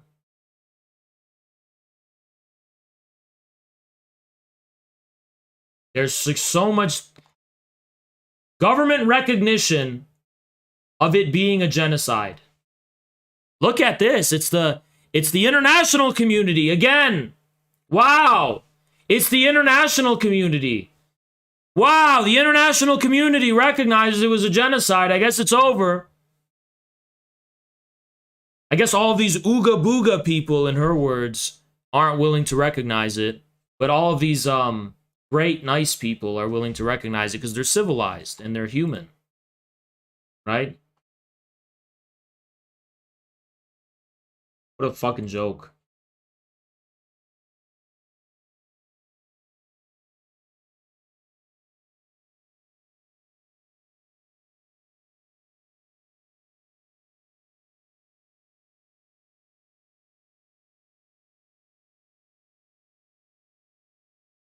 It was not all gathered on account of over-optimistic promises from rural districts. Again, people on the ground were over-reporting their success for ideological and political reasons.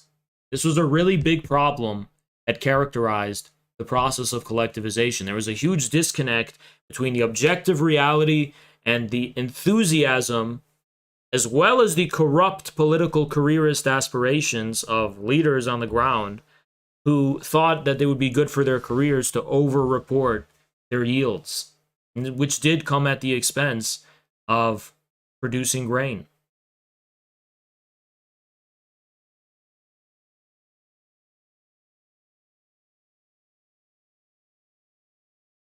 Did they get banned?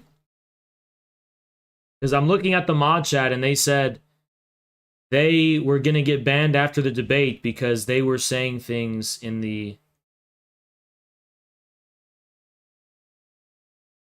They said Hitler was a great man. So this was a troll, or... I don't know. They're not banned yet.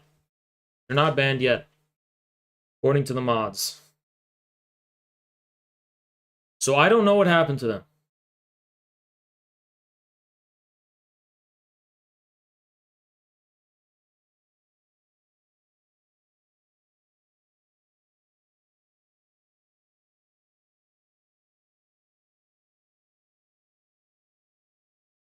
They said, I can't join back. Something came up. I'll see if I can.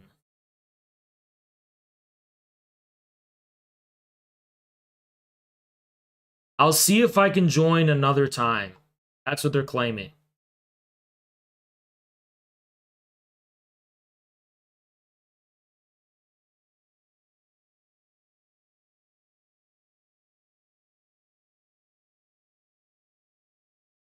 Or 2069 wants to debate me.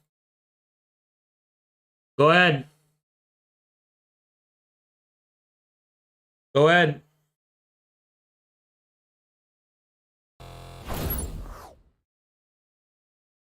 Go ahead and speak.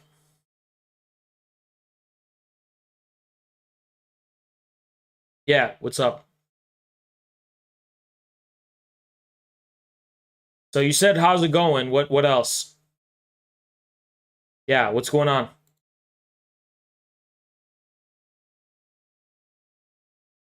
All right, what do you want to talk about, Zizek?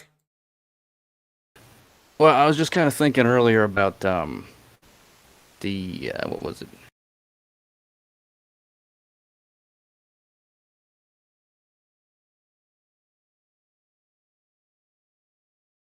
Damn it. The sort of the Fabian socialist thing with the World Economic. All right, so are you here to well, debate anything? No, I'm not very great on the spot. So you're basically saying you're gonna provide better content than me then, and go fucking do your own stream. Not here to talk to you. It's 430 people watching me. It's not all about you. The point is, you can get in VC to challenge me, not to be my friend. You want to be my friend? Get in chat and watch like everyone else. You want to challenge this? I put it on the line. I put my credibility on the line. I put my authority as the Khan on the line. I go into fucking battle and I charge in with a fucking sword head first, and I'll take on anyone. I risk it all. I risk my power. Everything I have. Victory or perish. So you want to come challenge me? Then come challenge me. Come put on the line. Challenge my credibility. Challenge that I'm bluffing. Challenge that I'm knowledgeable. Get in my VC and challenge me. See if you can show that I'm full of shit and I have nothing to stand on, and I'm bluffing, and I'm not knowledgeable, and I'm a bullshitter, and I'm whatever, I don't read books. Come fucking prove it. And if you can't, I accept your manhood.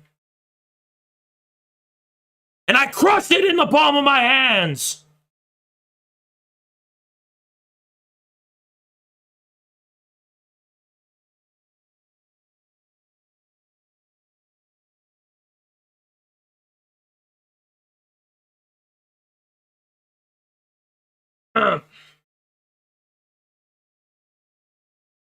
In any case, now we return back to Žižek and Gabriel Rockhill, which is the subject of today's stream.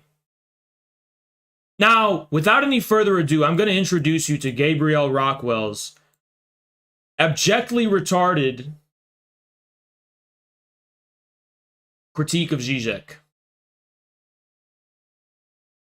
Here it is.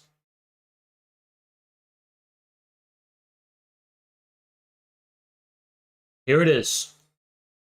Slavoj Žižek, capitalism's court jester. This is the claim by Gabriel Rockhill, that Žižek is capitalism's court jester. I find this to be a stupid title, because you're referring to what? The fact that Žižek's more popular than you? Well, he's not that fucking popular. If you're going to claim that we're living in the mode of production of capitalism, to somehow say that this man is like a indispensable part of the necessity of the capitalist mode of production is retarded. This is some stupid PSL. Thank you so much, Hot Take. Mussolini/Langley socialist flees the battlefield in terror from the Red Emir of all tankies. Never will they disrespect the Red Army again. Never. One of the most prominent intellectuals in contemporary world was named. Oh, I'm just jealous that Zizek is popular, and I'm just going to talk about Zizek's popularity coupled with his, what? His liberal politics and his rejection of 20th century communism. Uh-oh. Zizek said bad things about communism. Zizek is a political liberal. But he's known for saying the big revolution the left is waiting for will never come, and he's fucking right. And that's what I'm here to prove. That whatever you think Zizek is wrong about, he's right about this. I'm going to explain why.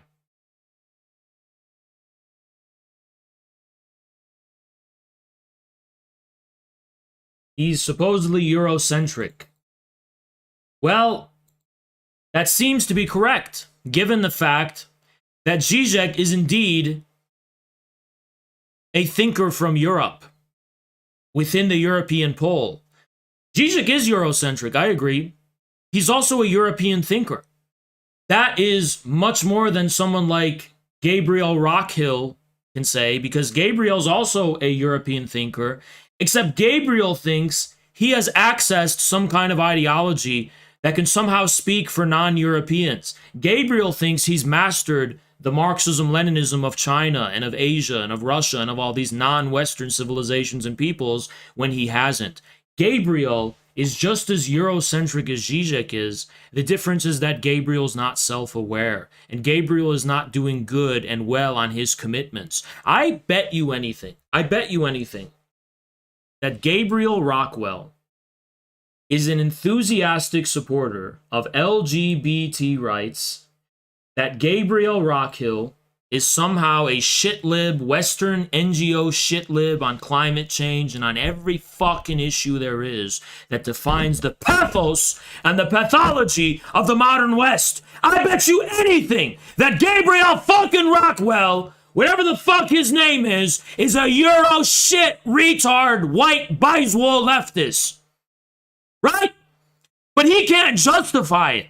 He can't sit before the world and show us the world at least the logos underlying his shit libbery. Zizek is a shit lib, I agree. But Zizek has laid out, on his sleeve, laid out comprehensively and consistently the real logos of shit libbery. That's why this person, Gabriel, is corrupt. He's corrupt. Zizek is not. Zizek can explain shit libbery. He can try to justify shit libbery, and he can do it consistently. At least Zizek gives us something to critique. Gabriel is a slimy, slithering PSL shitlib. And when we raise our finger in defiance of the Western imperialist soft power, when we raise our finger in defiance of the LGBT and woke agenda, when we raise our finger in defiance of the pathology of the modern West, Gabriel, this corrupt scum, resorts to tactics of slander, of defamation, of deplatforming, of conspiracy.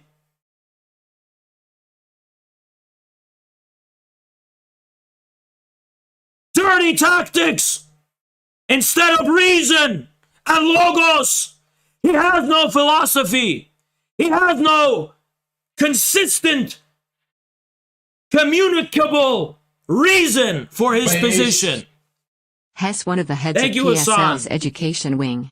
All you have to look at is how educated PSL members are in Marxism. Exactly.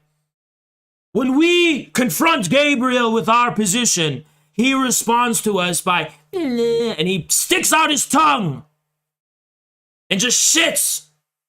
He has nothing. Zizek has a logos. Zizek has the logos of the modern West. through words, through text, Žižek explains to us our Western logos. So we know how to critique not just Žižek, but the modern West as a whole. That makes Žižek worth something. Gabriel is a piece of shit who cannot consistently stand to account for his commitments. He cannot be accountable for his commitments through any logos. Žižek can. That's why Gabriel is a barbarian. Žižek is someone that Chinese scholars can critique. Russian scholars can critique him. They can go toe-to-toe with him. And they can confront him. And engage with what he's saying. And what is he saying, by the way? Because he's certainly not saying base. Thank you so much, Allah Philly. Akbar. If you think the bread and butter of Žižek's work consists in these statements about politics, you're a fucking retard. Žižek's work is in his works like Sex and the Failed Absolute, or in his canonical text, Less Than Nothing. It's a quantum ontology that really tries to deal with the relationship between an ontology of dialectical materialism and quantum physics. What implications does superposition and decoherence and the collapse of the wave function have for logos as such? What does this tell us about all of our Western civilization and reality? What does it tell us about truth and politics and an act, a true free act? What does it tell us about these things? What is truth? What is reality? These kinds of things is what Žižek really tries to deal with. And that's what Žižek is for. If you can't get past Žižek's pop culture personality, you are a mental retard. And you cannot say a word about Žižek. I know how this works because there was a time in which I was 15 years old once. And when I was 15 years old, I saw thinkers, not really as thinkers, but pop intellectual influences. And I'd watch YouTube videos of Chomsky and I'd say, oh, I like what he's saying. And I watch YouTube videos of Žižek and say, oh, I like what he's saying. And I'd watch YouTube videos, and you'd watch YouTube videos of Jordan Peterson and you say, oh, I like what he's saying. Yeah, you're not an intellectual if that's what you're doing. What you're doing is a prolonged form of parasocial autism, okay? You want to actually get to what Žižek's actually about, get to his work. That's how you measure Žižek's contributions to mankind. The same thing is for Noam Chomsky. I don't actually care about what Noam Chomsky has to say about contemporary or historical politics. That's not important. What's important is, what does Chomsky posit as the truth? What is the truth? What is the underlying worldview Chomsky has about the nature of reality? What are Chomsky's metaphysical commitments? And when you get to that, Chomsky is an Anglo-empiricist who believes in universal language, intrinsic cognitive psychology, idolatry, mental retardation. He's an analytard who believes that truth simply consists in the formal consistency of any given statement, squared up with empirically measurable and observable facts or something. I don't know. I mean, like, that is what Chomsky really is. If on the side he wants to critique U.S. foreign policy, that's fine. That doesn't make him an intellectual. It makes him a voice. This voice is being critical of U.S. foreign policy. I'm going to latch onto it and pretend that this is the same thing as being a follower of an intellectual. No, it's not. You just like his voice. You like the things he says about U.S. foreign policy. You like his takes. You like his hot takes. But are you actually a follower of Chomsky if you're not aware of the actual stakes of Chomsky? You're not. And the same thing is true about Žižek, except it's the opposite. Because we all hate Žižek's political takes and his foreign policy takes. But the actual kernel of Žižek's thought, the actual underlying worldview behind that, is worth engaging, and it's unavoidably true in many respects. And compared to the Western left, Zizek he's unsurpassable. There's no PSL Marxist-Leninist in the West who can actually square up to and address and challenge Zizek's underlying... I mean, Zizek's critique of the Western left, his critique, it's unsurpassable. Even his critique of anti-imperialists is actually and ultimately correct. And before we get into more of this article, I'm going to explain why that is. Oftentimes, Zizek critiques Western tankies who enthusiastically support the Soviet Union, North Korea, China, and so on and so on. And the content of Zizek's criticism is actually correct. Why? Because as we all know, Western Marxist-Leninists have always, from the very beginning, held a view of actual existing socialist states that is pathological and has nothing to do with the actual Marxism-Leninism that existed in those states. That much both communists and anti-communists should agree with. Western communists and Marxist-Leninists lived in a delusional fantasy land and propped up the Soviet state and communist states as some kind of reservoir of psychopathological fulfillment and ideological fulfillment that often led them to, at the first sign of disappointment, like when Solzhenitsyn came in the West, they all turned.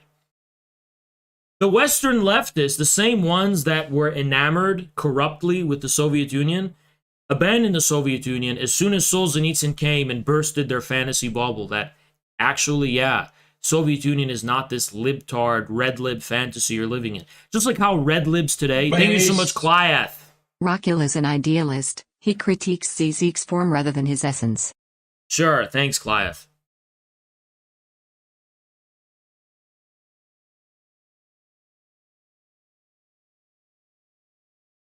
I have to remember what I was saying. I just forgot.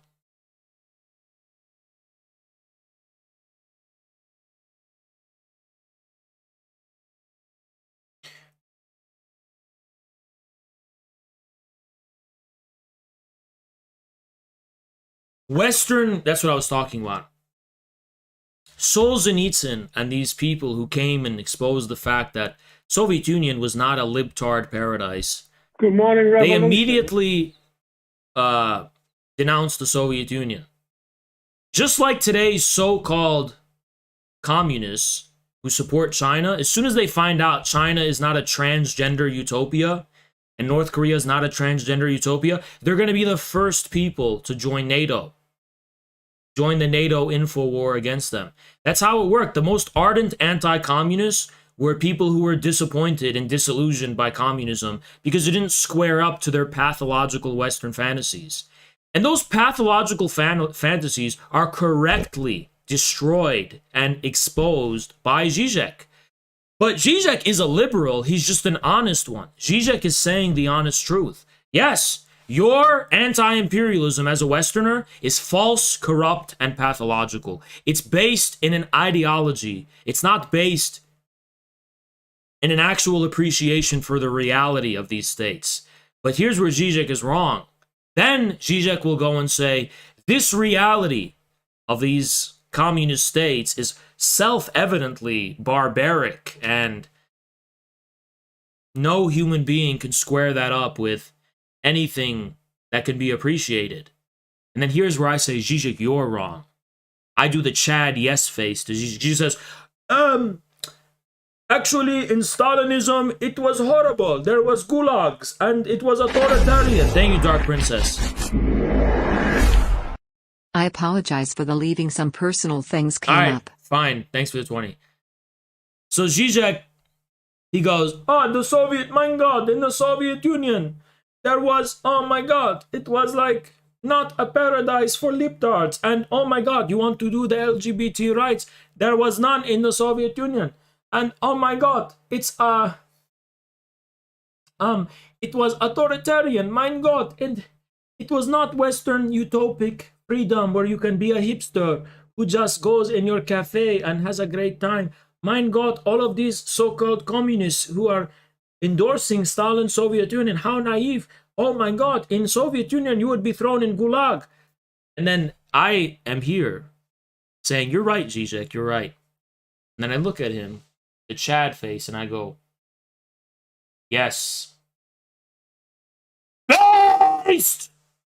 Fucking based! That's what I fucking do. Based!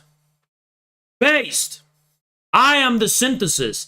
There's the naive Western leftists who depict communist states as a libtard paradise. There's Žižek who bursts their bubble and says, no, they're not. And there's Haas who says, that's exactly why they're based. That's what it is. You understand? That's what it is. But I want to go deeper into this.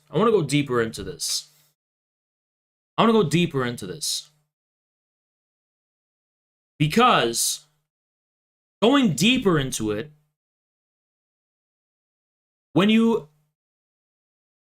it's not even just specifically about the content of Western Marxist relation to foreign communist projects.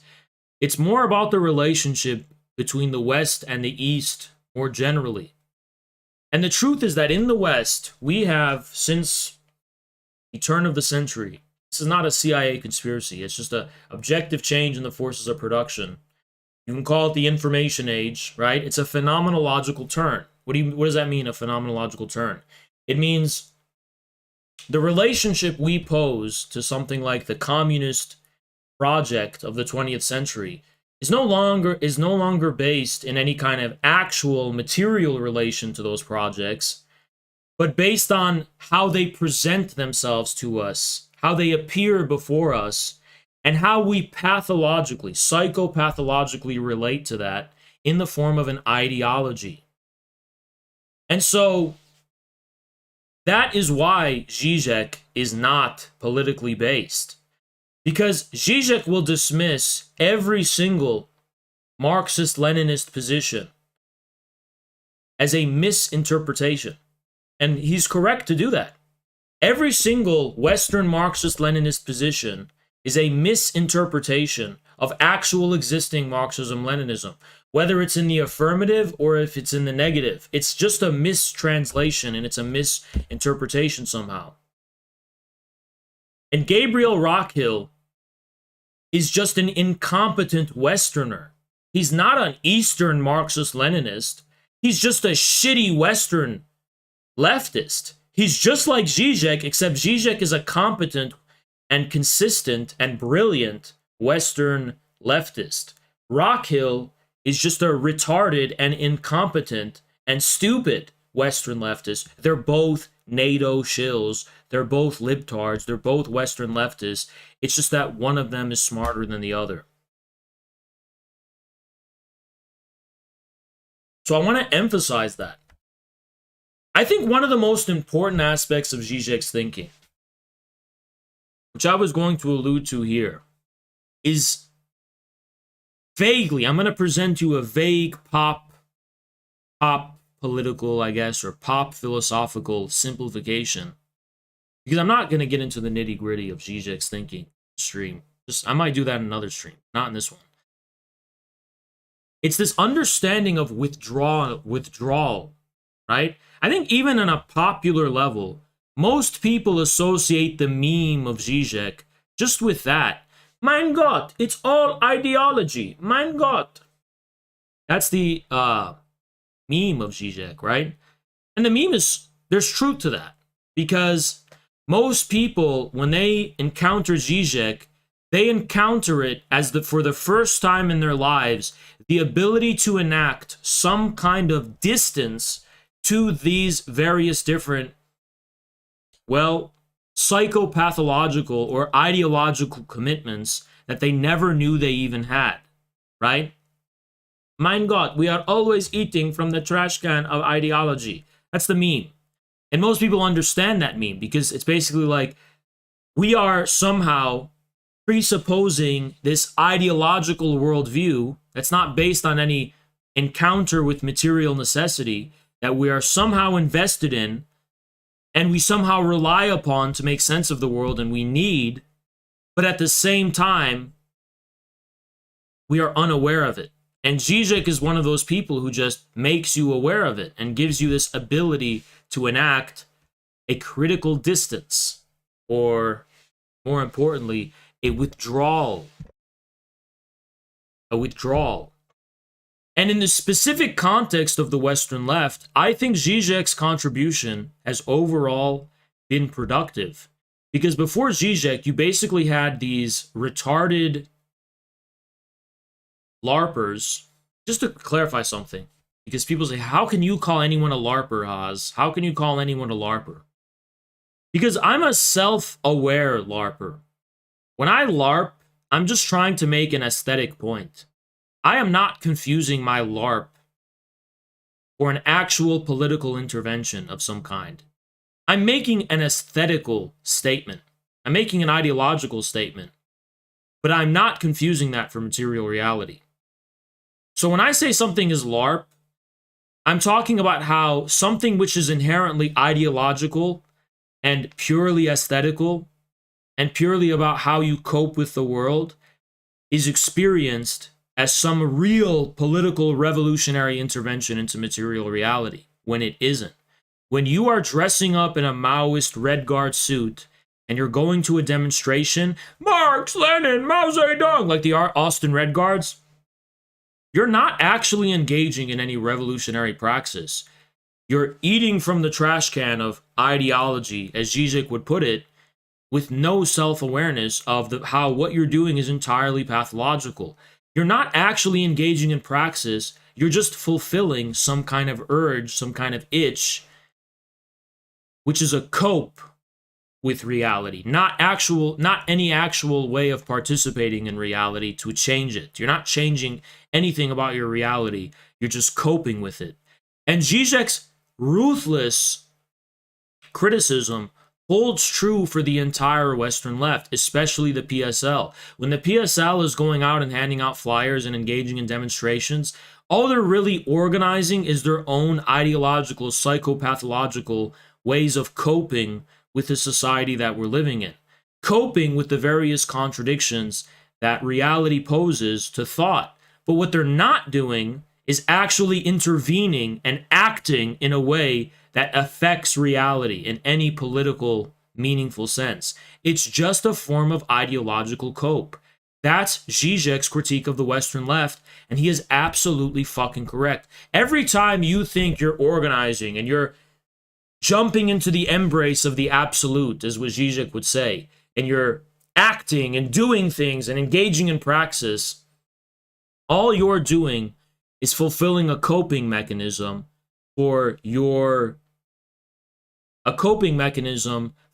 actual underlying material symptom, which could be interpreted as your embeddedness within the status quo and within society.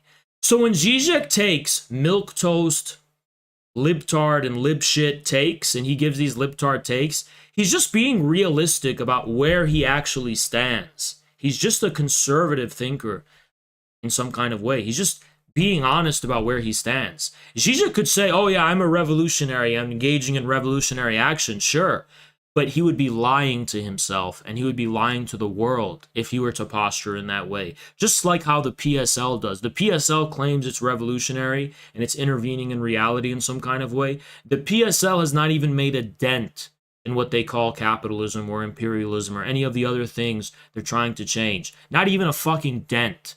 So Zizek's radical intervention into the Western left, which is a presupposition of infrared's thinking, right, is this idea of withdrawal, that to truly fall into the embrace of the absolute is not to charge in and LARP and try to change reality politically, but to actually withdraw from ideology, withdraw from this urge you have to fulfill this coping mechanism you call praxis, withdraw and enact a critical distance.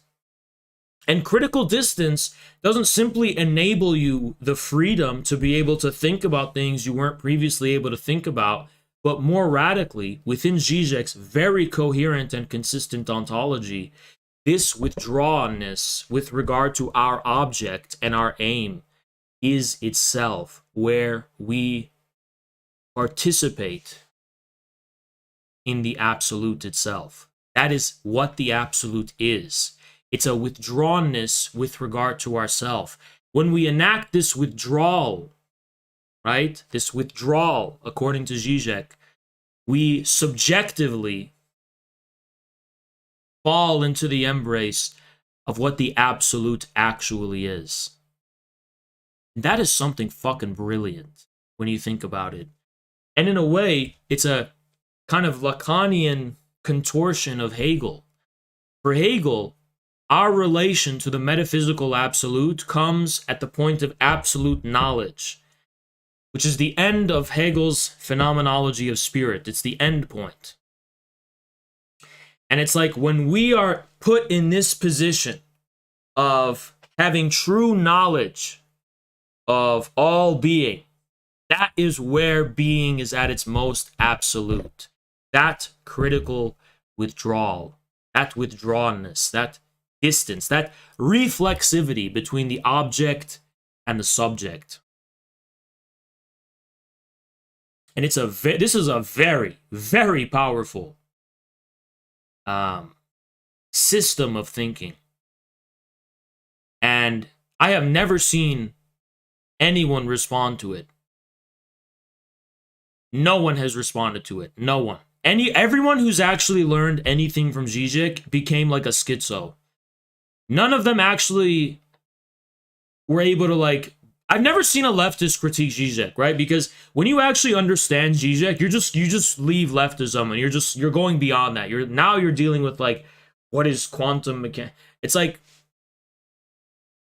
it confronts you with an irreversible step. You can never return to the trash can of ideology and dwell in this naive state of this naive leftism in which you're just what? Oh, I'm engaging in revolutionary action. No, you're fucking not. You're a fucking hipster. You have no self-awareness. You're a Brooklyn hipster who fucking wears glasses, who has gynecomastia. You have fucking man titties, and you're a soy cuck. You're not living in reality. You're dwelling within an ideology.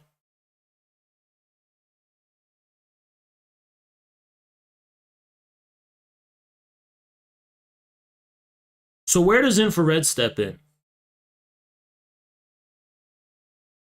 Because here's what I think is beautiful about infrared. All infrared says to someone like Žižek is that, Žižek, you're right that this withdrawnness is a feature of the absolute. But where you're wrong is that it is not the act that establishes the absolute. It is not the subjective act which does this. Why? My Hegelian critique of Žižek is that the object has already beaten you to the punch. The object has beaten the subjective act to the punch. And that object has a history.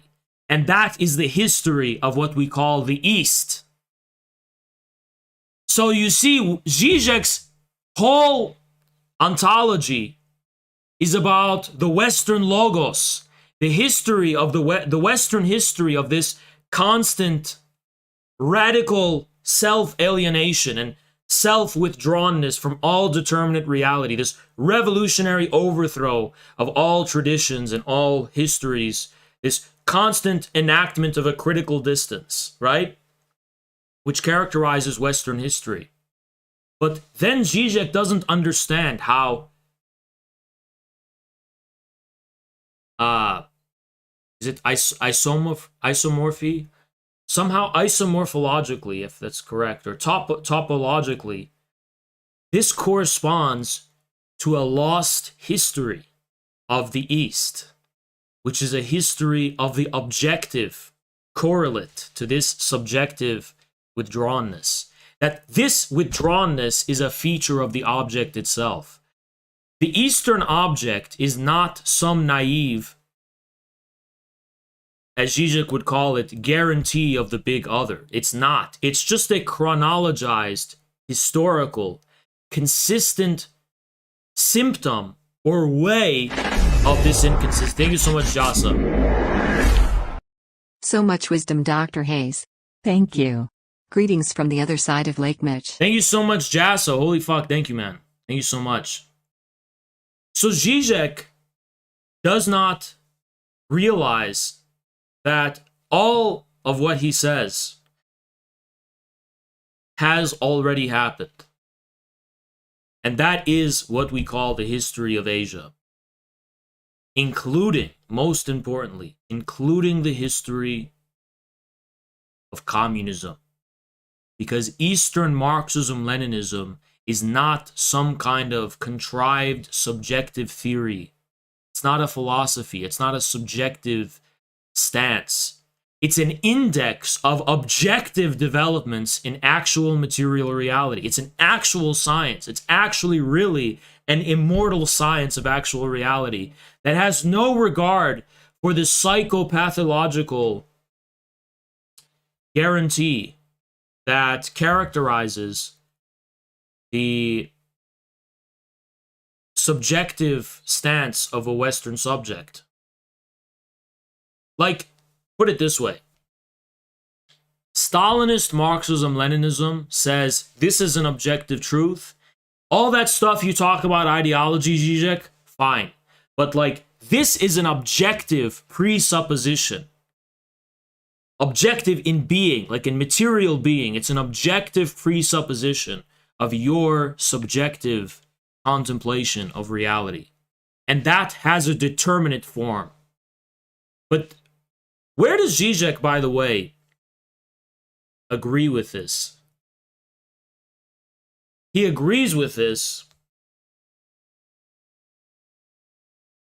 implicitly. Not this, but, for example, Žižek, as far as the material premises of his subjective withdrawal that brings a subject in the embrace of the absolute, it's of course what? It's NATO, it's the West, it's the established institutions of society, the political institutions, it's the established scientific institutions. All of these things, for Žižek, are the material presuppositions of this subjective act that is the focal point of his thought. It's all about the act for Žižek, right? It all ends in the act, what he calls the act. An act which grounds its own presuppositions, supposedly. But it just also implicitly presupposes something in material reality too. It's just that Žižek, being a Western thinker, does not accept that that material reality has a determinate form or a history. Žižek thinks that the established institutions of society and the established scientific institutions of society and so on and so forth simply represent some kind of passive reflection of reality. It never occurs to him the fact that this is part of a specific civilization, a specific empire, a specific geopolitics, a specific state. He doesn't accept this. He takes this for granted. He takes it as the foundation for him going forward. But in doing so, in taking this as his foundation and taking this for granted, he arrives at a pretty brilliant conclusion, which is he exposes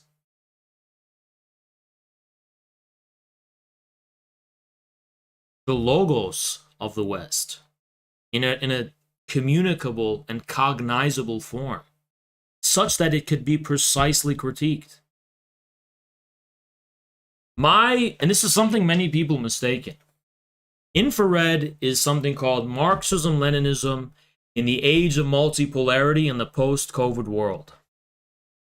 So this understanding of Marxism-Leninism is not based in an ideological coping mechanism wherein we think China or Russia is our teddy bear and we simply have this kind of consistent, phenomenologically consistent ideology that we use to cope with the world. Infrared has all of the dynamism and revolutionary character of any Western subjectivity, except it's from the opposite perspective. And there's something to me unprecedented and beautiful about that. What does this globe here really represent, right? All the dynamism of the Western globalism and all the supposed lack of bias and so on, this is not one ideology. This is the substance of a truly multipolar conception of ideology. Like, we don't see Russia and China as some big other, right? We recognize the impossibility of the other, of a big other as a source of guarantee. But we also recognize that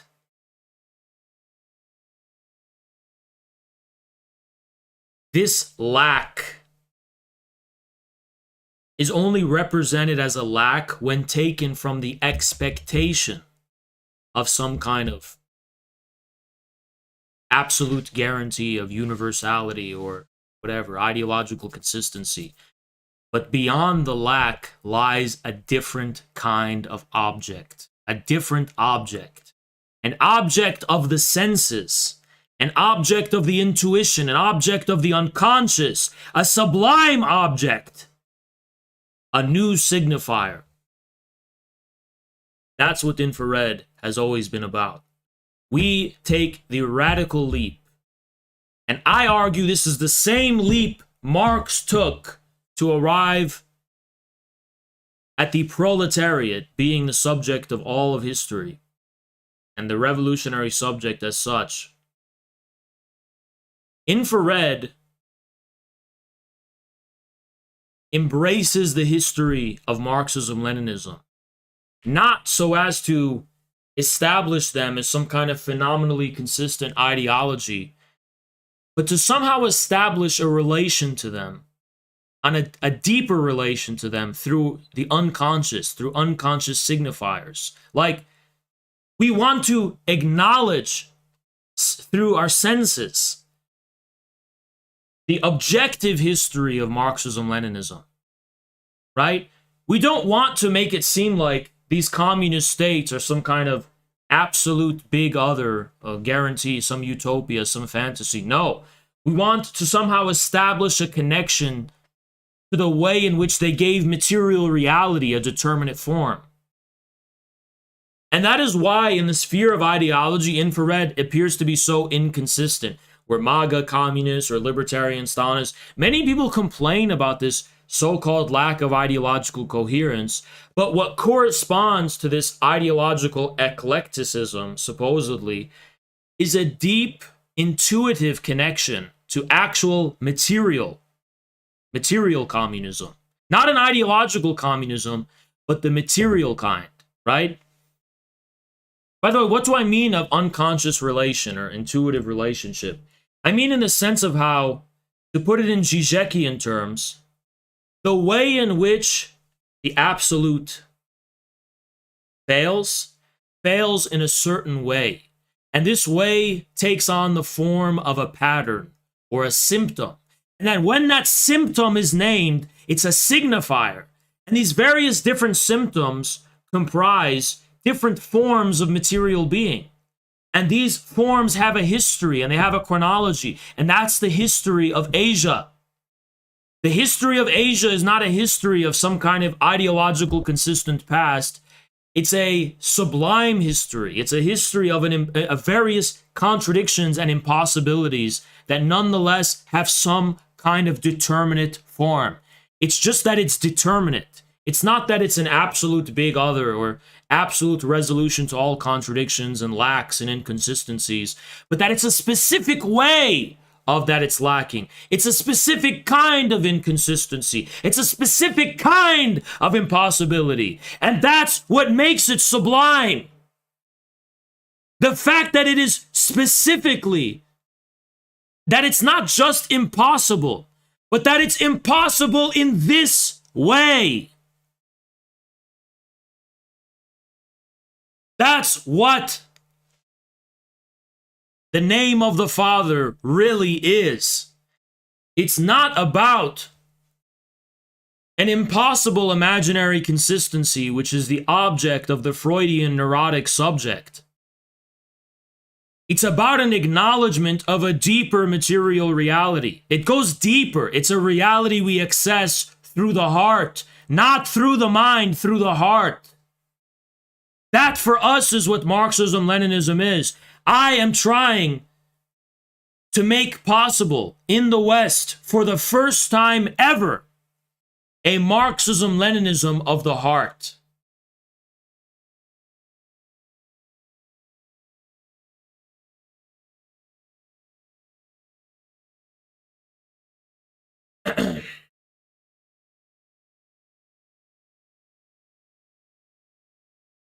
After the destruction of ideology, after the destruction of any guarantee of the consistency of the big other, after all of that, after you get over that yeah, all this ideology is all fucking bullshit, reality's not like that, I want there to be an ability to say, the object of my heart is meaningful. That meaning has a determinate form. Maybe in my head, there's an inconsistency.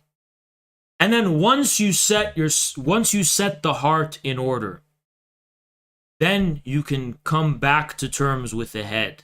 And there you can be a real philosopher, like Alexander Dugin. And you can say, for me, thought never bore the commitment to absolute formal or ideological consistency of the idea, as Žižek put it. I don't have to talk about things like ontological indeterminacy or lack or inconsistency, because the object of my thinking, of my thoughts, never, ever even implied there was some fully, absolutely consistent form. There you can actually engage in the science of humanity and the science of history. You can go beyond Žižek. And that's where I am. Beyond Žižek. Beyond Žižek and back into the embrace of the object. Žižek dwells in the subject. I want to return to the object.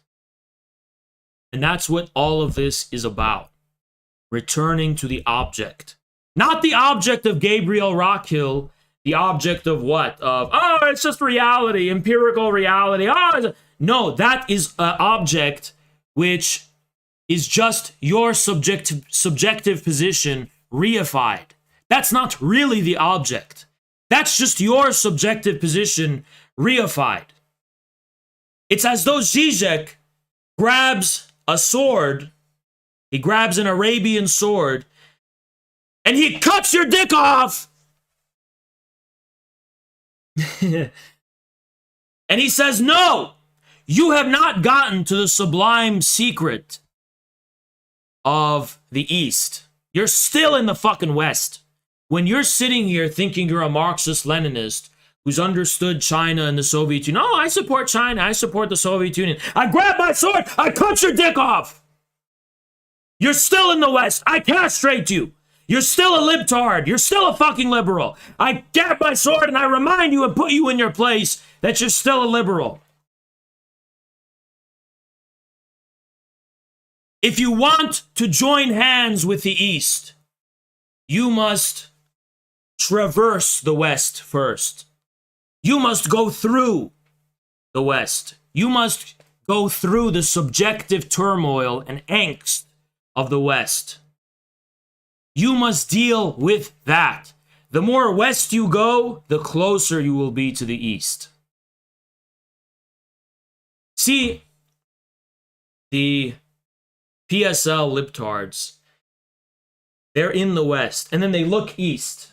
But they're still in the West, but they look east. Oh, I love you, China. I love you, North Korea. I love you, Russia. I love you, communist, foreign. I love you, Palestine. I love you, Arabs. I love you, Iran. I love you guys. I love you.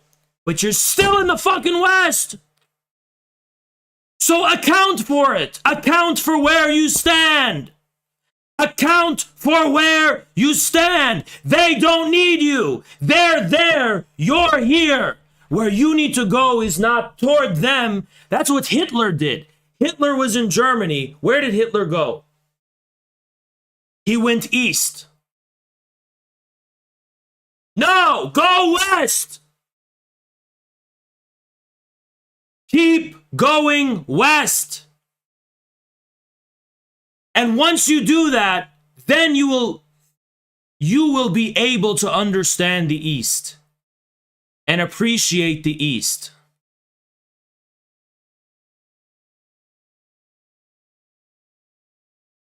Account for that difference. There's a difference between you and these global South communists. There is a fucking difference. So account for it. Take responsibility for it. Stop pretending it doesn't fucking exist and condescendingly acting like you're gonna be their fucking savior and you stand above them all. You know how many fucking Western leftists I see on Twitter criticize China and North Korea for not being LGBT enough? Oh, well, they made a mistake here. And you know when Chen Weihua was arguing that China was correct in the Sino-Vietnamese War, all these Western leftists were like trying to put him in line. No, Chen Weihua, you took it out. You're wrong. You're wrong. You're wrong. Because you're a fucking Western chauvinist. You're sitting in the fucking West, but you're not taking accountability for it. So you think you're the Hitler who can go conquer and boss around the East because you've mastered the essence of the East. I shatter your ideology of the East. I shatter your ideology. And so does Žižek. And although Žižek shatters your ideology, he doesn't arrive at a correct conclusion. I agree he doesn't. But I still side with him over you, you fucking retard. Because I'm here to do the same thing he is. I'm here to fucking destroy your ideology. Destroy your idols. Destroy your copium. Destroy your falsehood. I'm here to do that.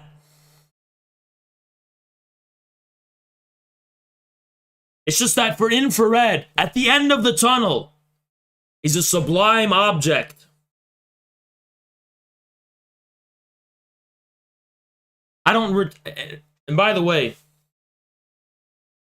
for Zizek, the gesture of participating in the absolute consists in the withdrawnness opened up by reflexivity in the form of thought. But Žižek does not realize that by the time you complete this dialectic of being and arrive at the point of absolute reflexivity of thought, something happened in reality. What is the thing that happened in reality?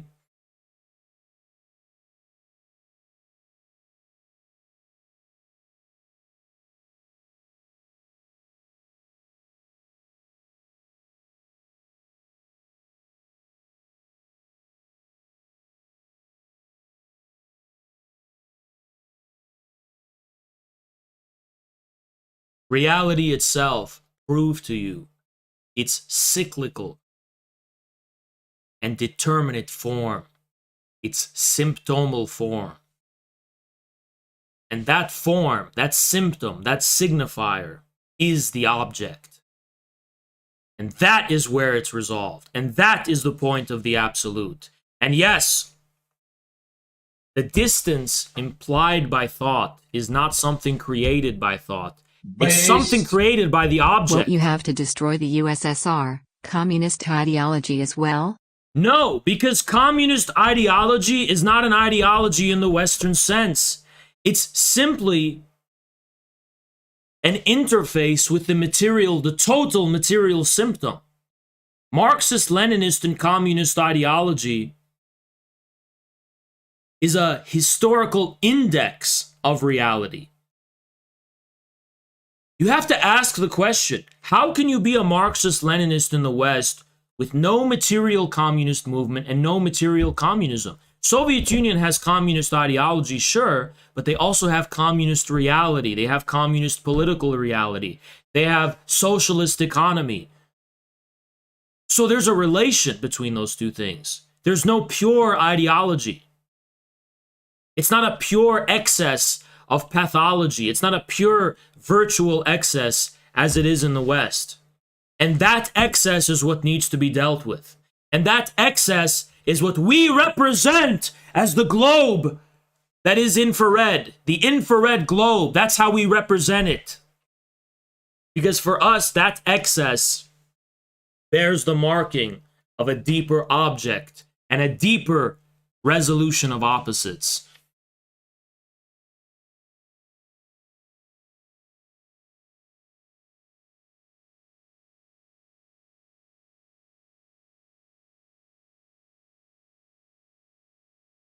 Why isn't this just a hammer and sickle, huh? Because we're dealing with the psychopathological excess, the sublime excess, the virtual excess.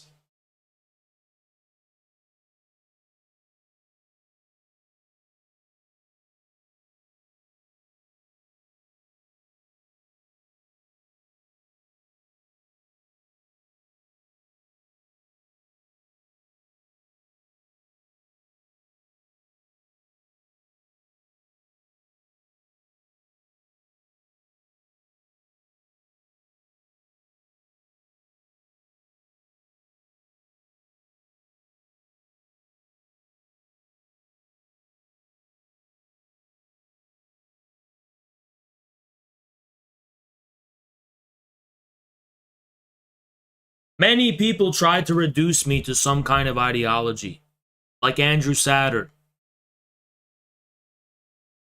It's all autism. They fail every time. They try to reduce me to a position, then they go and make an alt spouting that position. They fail. They don't realize infrared is inherently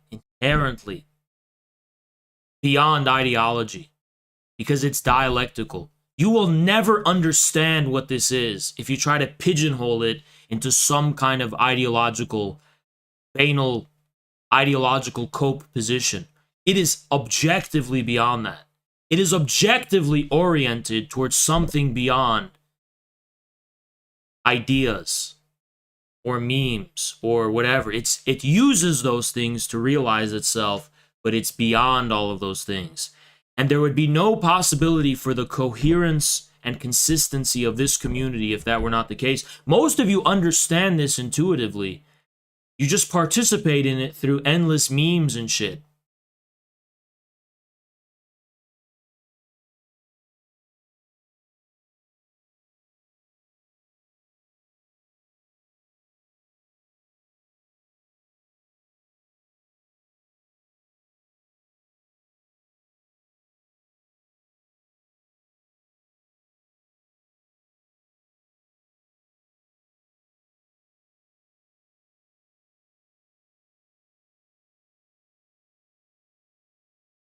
This stream is living fucking testament to the correctness of this view.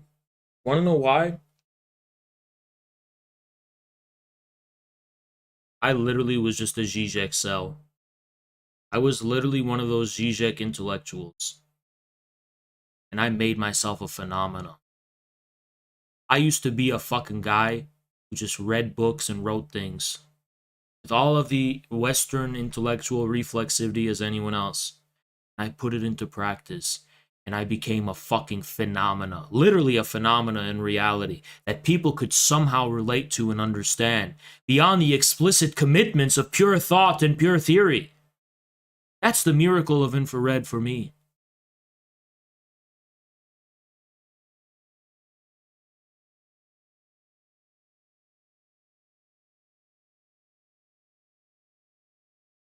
You know how it's the instinct of the intellectual to say, oh, all of this is, I'm going to critique this. My critical withdrawnness toward this thing implies the destruction of the thing. But I say no. What if it implies the destruction of your thoughts and your ideology and your formal ideas? What if reality is not what's incriminated, but the content of your subjective withdrawal, or the form, in the form of thought, that your thoughts must change, not reality? So I jumped into the ring of reality, the thing I'm supposed to always be critical of and enact a critical distance toward. I decided to throw myself in there, into the flux of phenomena, literally, into the stream of phenomenal reality. Zizek sits here and he critiques movies and every cultural phenomena there is, really. I threw myself into the stream of phenomenal culture and reality, and I made something out of it. And I didn't do this because I have magical powers. I did this because I was applying the fruit and results of the most advanced form of Marxism-Leninism there is. And it's a Marxism-Leninism turbocharged with all of the insights of 20th century continental European thought.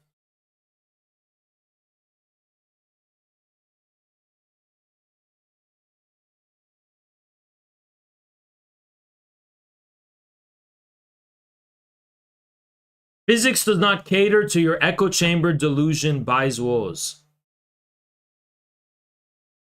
I call your bluff. Physics must reflect the most low and base and abased thing. If the truth of physics does not reflect the truth of Honey Boo Boo, it's wrong.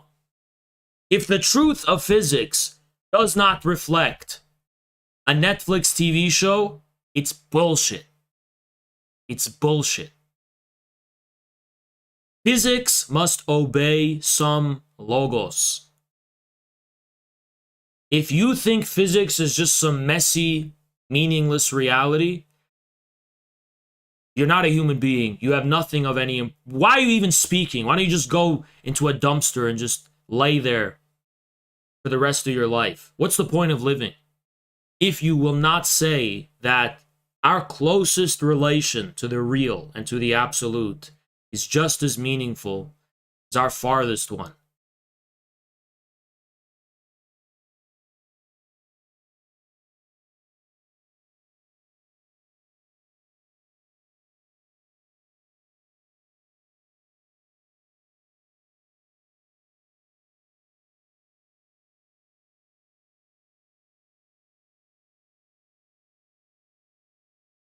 I'm going to point out the shocking idiocy of this Rockhill guy as I continue.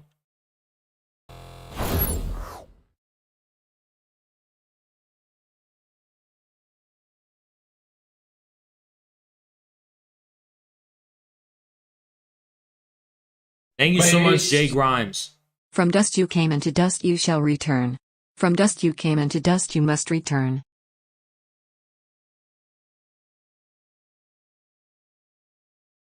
You know what? I'm going to try to explain to you what I think Zizek's significance is through Bataille. And I'm going to do a Microsoft Paint version. And it's going to be really quick, right? According to Bataille, true reality, the true absolute, is realized in the death of God. It's a simple Christian position, by the way. And Bataille understands this in the form of this kind of metaphysical opposites represented as the head and the body, right? Now, what is the body? The body is the reality of material being, and the head is the form of material reflexivity. Sorry, of ideal reflexivity. So this is the idea, and this is the material object, or this is material being, and this is the way we cope about it and we reflect it, right? And according to Bataille, absolute being, the truth of absolute material being, consists in the point of beheading, right? So for Bataille, the society or journal he was part of was called Accusations, something like that.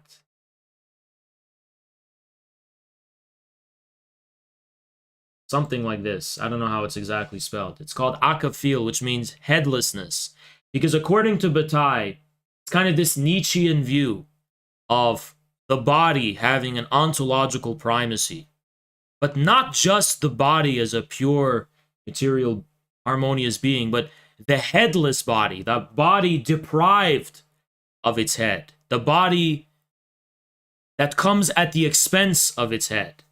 And the saying is like, man will escape his head like a condemned prisoner.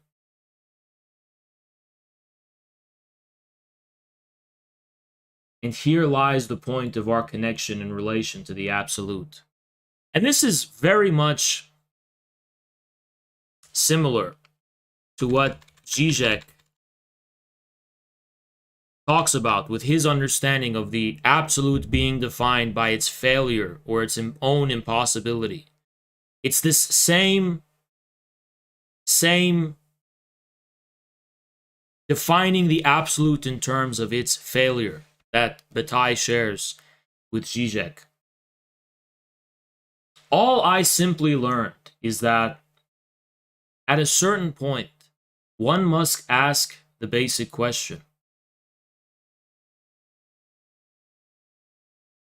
With regard to the headless body, at what point does, of course, the headless body rely upon the head and presuppose the head? The head being what? The state, authority, the ruling class, whatever you want to call it, idealism. At what point does this rely on this? But most importantly, at what point does this process of beheading, which of course is only taken from the standpoint of the head itself, start taking on specific forms, wherein you don't only define this beheading in terms of the loss of the head, but that this beheading is just part of some bigger cycle, some bigger symptom, some bigger thing that is somehow consistent. And what if that is all objects consistent? What if that's all an object is? What if an object is not somehow... What if an object is... I don't know why I fucking...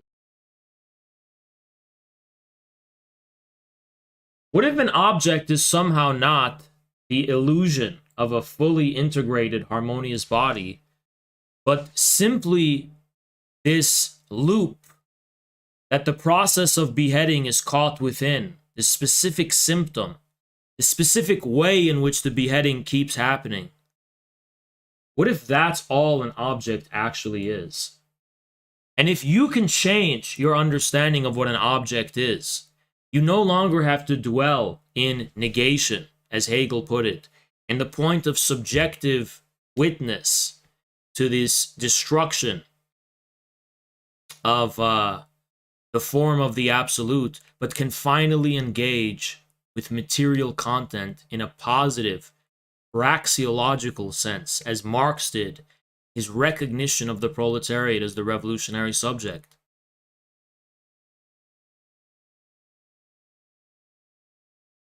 For Hegel, the destruction of state, right? The destruction of all forms of thought, the head, culminates in the point of absolute knowledge, whose very excess bears witness to the incompleteness or inadequacy of all given forms of reality, including the state. But then Marx says, what if this specific withdrawal implied by absolute knowledge implies some kind of withdrawnness or alienation within actual reality itself? And moreover, what if that alienation is just a symptom of some positive material being? That positive material being already implying this process of separation.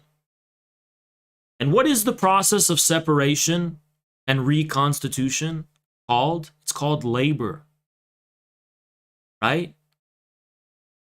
It's a process of labor. It's a cycle. It's a circuit of labor. You have a given thing before you. You raise it to the level of the imagination. You alter it, and it produces a different result. You transform the world by confronting it and filtering it through the form of your humanity.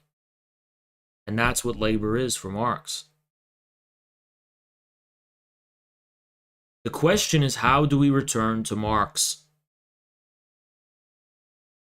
We must return to Marx, because the Marx of the PSL and the Marx of these Western dipshits is not actual Marx. It's a fucking bullshit, corrupt, hoping shit. No one has gotten past Žižek. I'm the only one, I think. And that seems outrageous, but I'm willing to test it. Who can come show me they've gotten past Žižek? Who can come prove that to me, right? No, think about it. What do all these critics of Žižek at the end of the day say? Oh, it's too hard to understand, so it's just a bunch of bullshit. It's just a bunch of bullshit. It's just a bunch of nonsense. It's just a bunch of bullshit. That's all they can cope with. They don't actually respond to him. They can't. Because they're fucking corrupt. They're scum.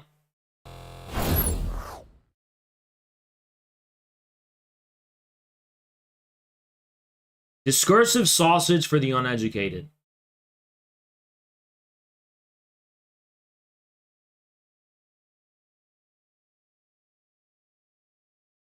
I saw his provocative antics as a poor rat's for historical and materialist analysis. He tried to explain September 11th through Lacanian interpretation of the Matrix. His hot takes, well, they sold like that, paled in comparison to the rigorous materialist analysis of U.S. history. In what way is Chomsky's analysis materialist? Can you explain how it's materialist? Why are you using words like materialism? Because you're corrupt. Because you're trying to cater to a authoritative discourse without returning to the foundations of that discourse by way of thought. If I asked you what is materialism and what makes Chomsky a consistent materialist, and can you make do on your commitment to materialism, you would come up short. You would have nothing for me. All you have is the convention that this word carries authority and credibility and legitimacy in your party. And Michael Parenti. So according to this guy, these people are better popularizers of thought than Žižek. Okay. Well, Žižek's trying to make you think in ways that these people are not. It's just that simple. I translated a book by Rancière. Is this the guy, the pigs guy? No, that's a different guy. This guy's the, I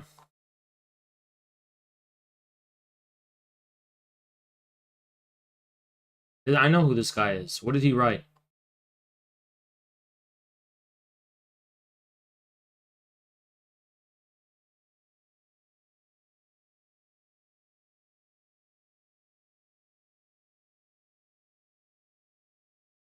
Well, I'm supposed to not like this guy. But I don't like him. I just don't remember why. Every single publisher turned it down.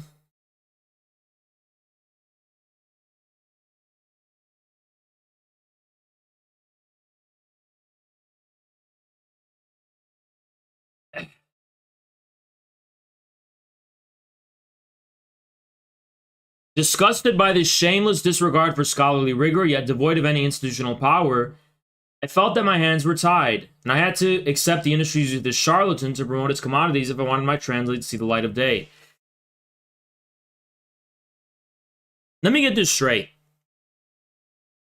Because I'm just going to outright expose Rockhill for being a fucking bitch.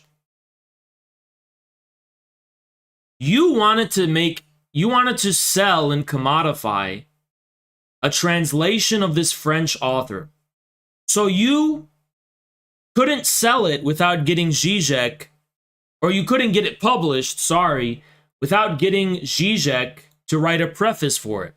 Except Žižek just copy and pasted something he already wrote and added some other stuff. Now, does Žižek have an obligation to write you a fucking good introduction? He doesn't. Was Žižek being lazy? Probably, because he doesn't give a shit about what you're asking him to do. He's just probably doing it as a personal favor, or maybe he's doing it for money, but it's not actually what he cares about, clearly. He doesn't have to care about it. So he So you're disgusted by his disregard for scholarly rigor. Scholarly rigor. Shut up, you fucking Anglo. Nobody fucking cares about scholarly rigor. Shove it up your fucking ass. See, Zizek is fucking cringe when it comes to anything. You know, Russia, China, Middle East, whatever. But now I'm going to defend him as a fucking Slovene Balkan from one barbarian to the other. This is a fucking snobby Angloid fuck trying to attack racistly our Mediterranean, Southern European / Mediterranean work ethic. Shut the fuck up, you uptight Anglo bitch. Fuck your scholarly rigor and shove it up your ass. Nobody fucking cares, you cocksucking, posturing bitch. You just want to suck off some fucking professor? Oh, scholarly rigor. So I can't even say on YouTube what I want to do with fucking academic institutions. But all I can say is, I don't like glasses. When people wear glasses, I tend to not really trust them. That's what I fucking think about your fucking scholarly rigor, you fucking cocksucker.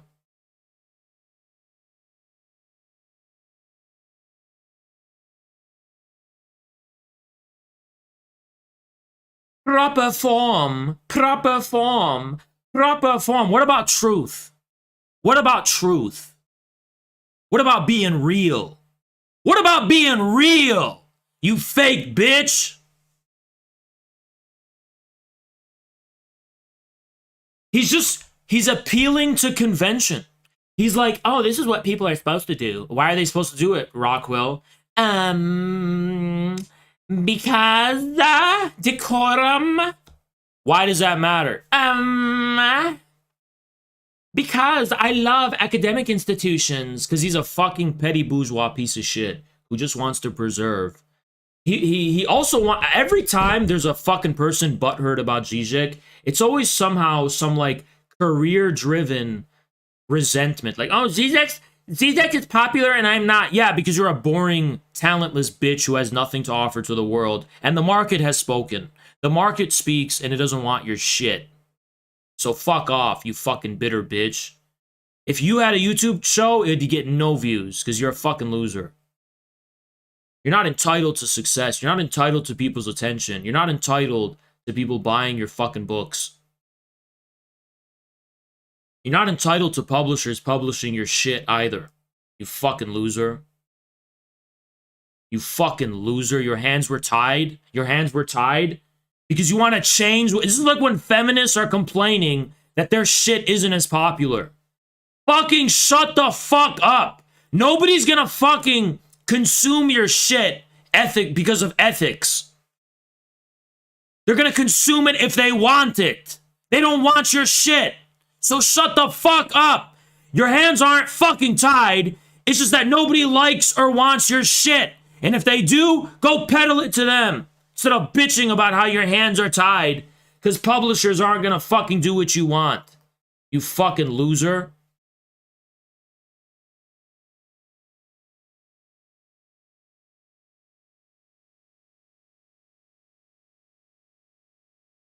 As part of the Ascendant PMC, I was a target for his antics. He's admitting it, at least. So Žižek is just trolling these PMCs, and he's complaining about it. You're not a victim. Fuck the PMC.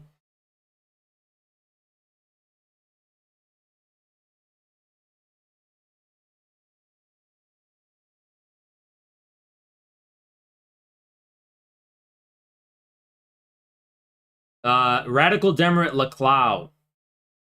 If you think Laclau's main point was becoming part of the anti-communist movement rather than making sense of the pink wave and Chavismo, you're sorely mistaken. And Laclau hated Žižek.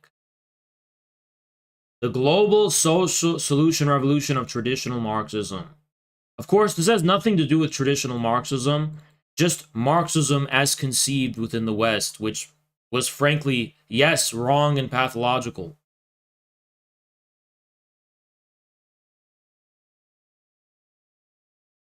I want to see an actual critique here, though.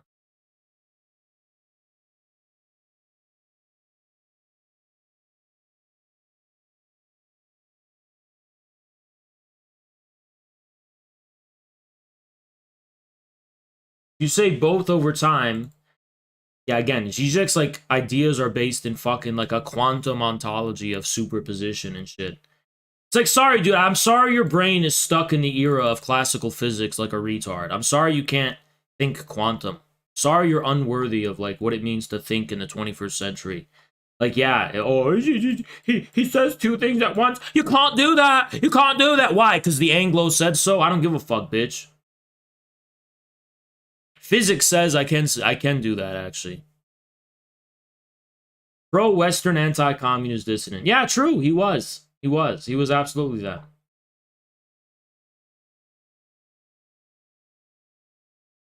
Okay, these are all his political sins, I guess. I don't deny those.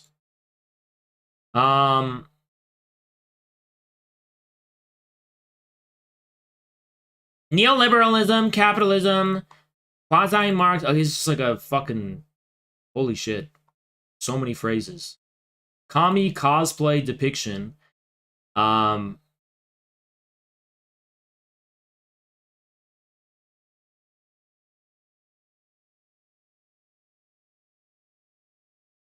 Declared himself a Leninist a la Žižek.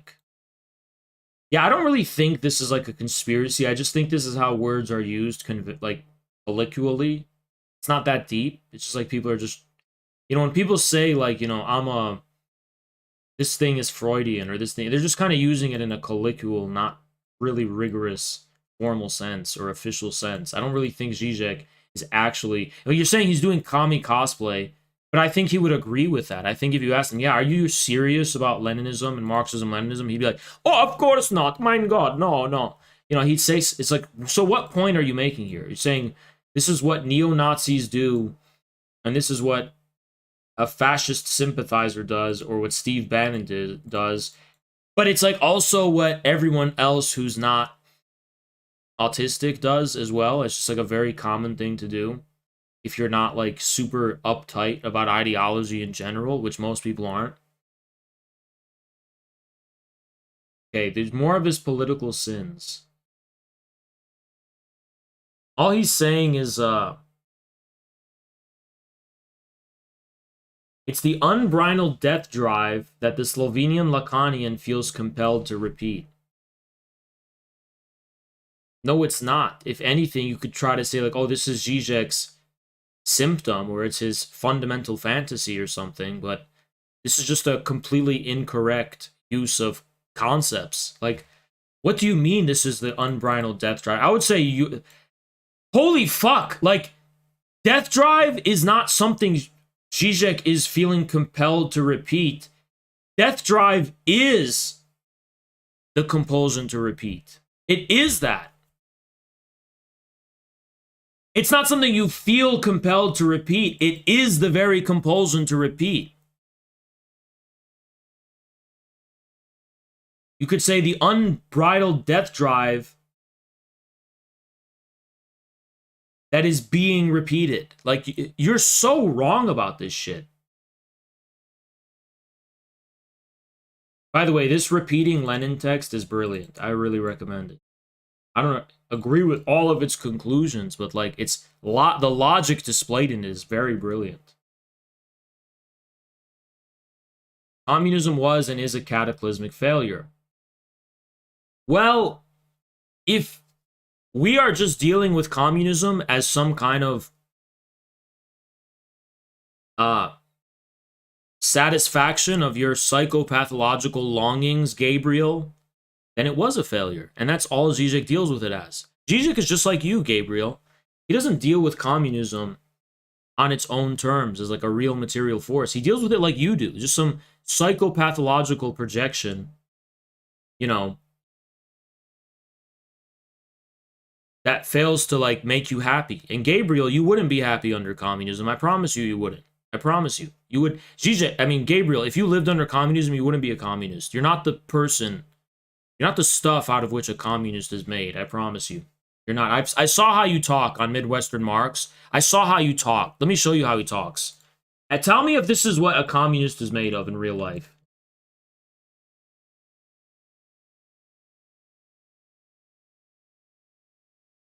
You could say this is like a cheap, superficial analysis. Fine. He, of course, I don't care, but Stalin's Soviet Union has a deep interest in, or had, I should say, psychoanalysis, and really much of his work was subjected to the influence of Lacan. And that influence, I think, really set the stage for a lot of the figures that we're talking about, who I would refer to as Lacano-Althusserians, just as the Frankfurt schools often referred to as Freudo-Marxists. We have in the latter half of the 20th century, and in many ways, there's deep, deep continuities between these traditions that would be fascinating to unpack and talk more about. But the Lacanian Althusserians are— that's not a real thing. Ones who take fundamental insights from the Marxist tradition. And again, this is the same as with the Freudo-Marxists. No, it's funny he says this because wasn't a CIA memo on the French scene saying Althusser is a pro-Soviet influence and then Foucault is our guy? So Althusser was targeted, I think, but I don't really like Althusser that much. But it's like to box Žižek in with Althusser and Lacan, and that's like at the camp he's talking about. Well, those people were not the glowy ones. Read the CIA report. It explicitly outlines Althusser as one of the, Soviet-aligned influences. But they merge these insights with a framework of analysis that is not historical materialist, but is based on or emerges out of, both Freud and Lacan for that matter, a kind of, at best, liberal ideology within the capitalist core, right? What jibber jabber? What? Okay, so what you do is you take if it's not what you consider to be historical materialism, it's just liberalism, I guess. Marxist discourse, Hold on. Saying Žižek is not a historical materialist is like such a worthless thing to say. Is Žižek a historian? Is he like actually in the sphere of historiography where that claim would be relevant? Why do you think historical materialism is even a doctrine? It's not a doctrine. Historical materialism is not a doctrine. What the fuck are you talking about?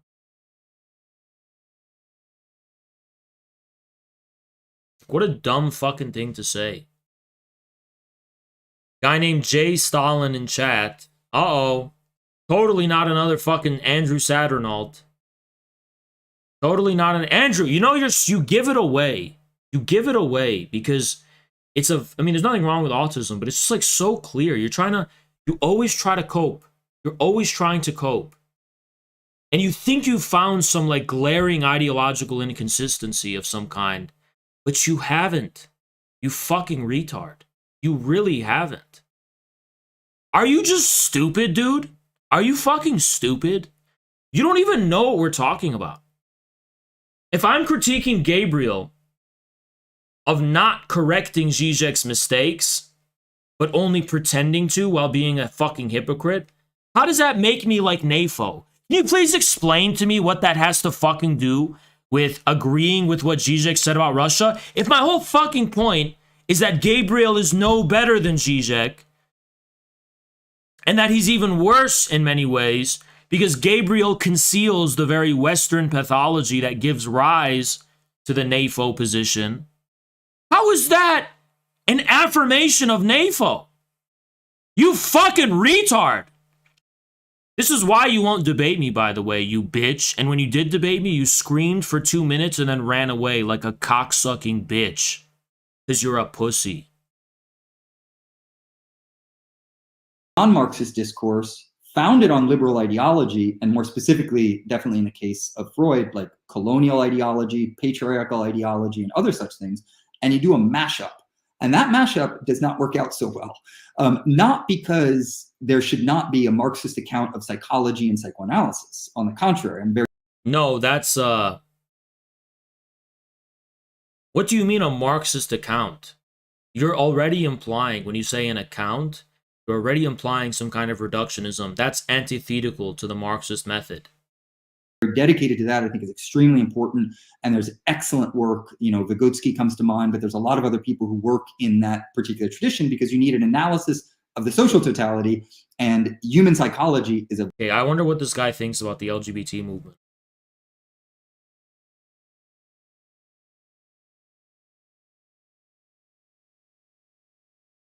Try again, fail better. Based. I agree with that. Nothing more than it. This is a rebel without a cause. No, a rebel without a cause is somebody who doesn't want to fail, who simply wants to preserve the pure stance of being a rebel without ever actually proving it in any kind of fucking way by having skin in the game. What is the determinate content of your position? Nothing, because it will always fail. But Zizek's message is actually pretty good here, right? Because he says, you're going to fail either way, so just keep fucking failing. Keep failing, because failing is how you actually participate in reality. Don't worry if your intervention in reality doesn't live up to your ideal expectations. It never will.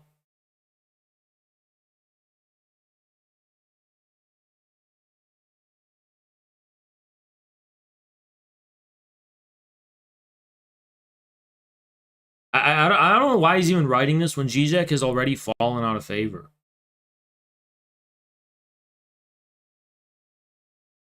Anti-scientific belief in superstition. Okay? How? It can be described as transcendental idealism. They present their brand-managed conceptual framework on personal interpretations of non-Marxist discourses like those of Lacan and Hegel. I know this guy's a retard already.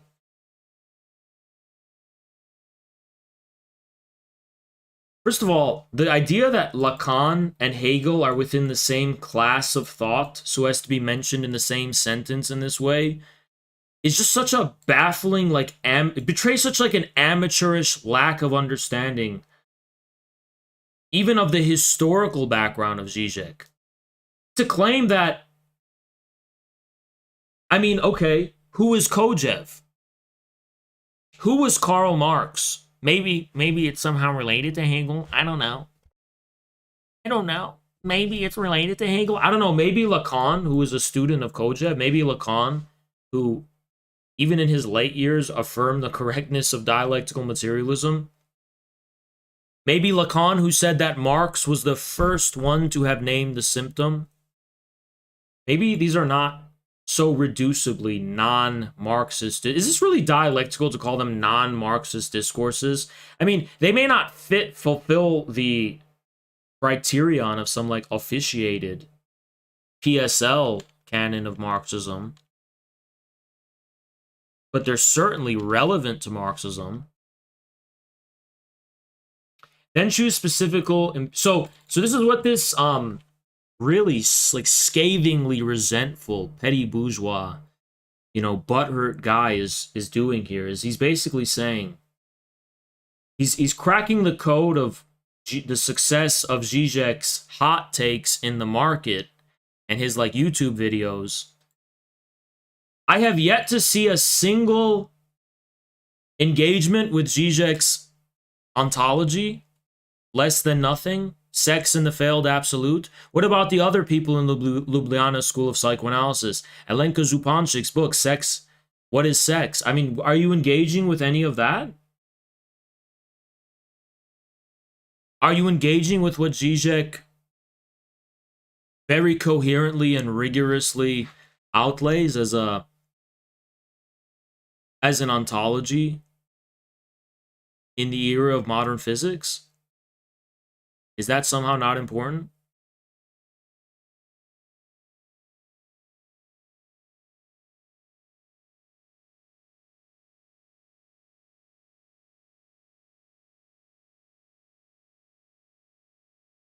They assert that communism is an idea and a desire. Okay, in the West, that is all it is. Show me where in a Western country, like America or Britain, you can see the real movement of communism. Can the communism of intellectuals like Gabriel be justified by any real movement? It can't. It could only be justified as an idea or as a desire. But it's not like they're part of a real movement. Hey, Gabriel, is the PSL a real movement? Is that what it is, Gabriel? Is PSL? Shut the fuck up. No, Zizek's not joining the PSL. Go give Vijay Prashad your fucking money. Go fucking give Vagina Prashad your money. They toe the capitalist propaganda line by condemning the real movement of communism. I mean, what does that mean, right? Like, they're condemning it? Who? I think all they're actually saying is that real communism doesn't fulfill your fantasies.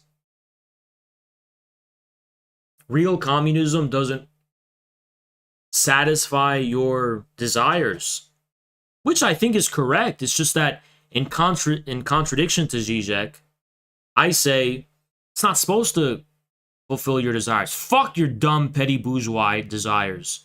You know what I mean? Like, I'm harsher than Žižek on these PMC fucks. I'm unironically a Stalinist. Yes, yeah, Western intellectuals were wrong and are still wrong when they're leftists about Stalinism. But to me, that's an indictment on them, not Stalinism. It's an indictment on their expectations. It's not an indictment on Stalinism. I'm pro-Stalinism. I'm anti-Westoid intellectual. I'm anti-glasses wearer Westoid.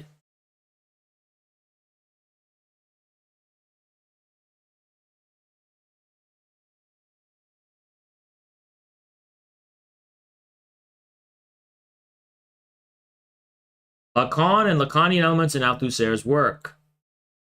What about everyone else? What about Deleuze? I guess that's not there. The latter drew on Lacan's to create a misleading portrayal of ideology.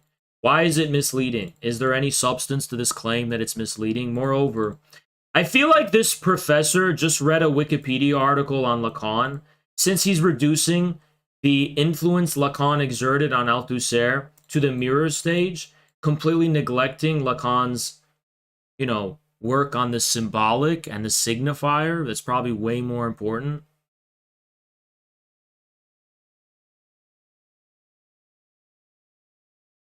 An individual identifies with the image put forth by the other, assuming one's place in the extant symbolic order. Well, that would be far beyond the confines of the mirror stage, you fucking retard.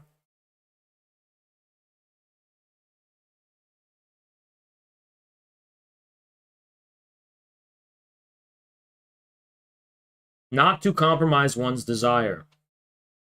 This is not another possibility at all.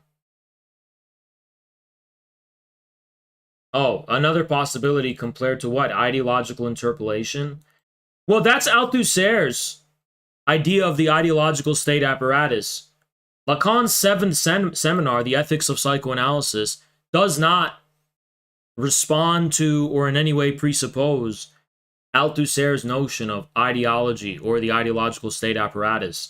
So to claim that Lacan is referring to not compromising one's desire is somehow a way to escape ideological interpolation is completely wrong.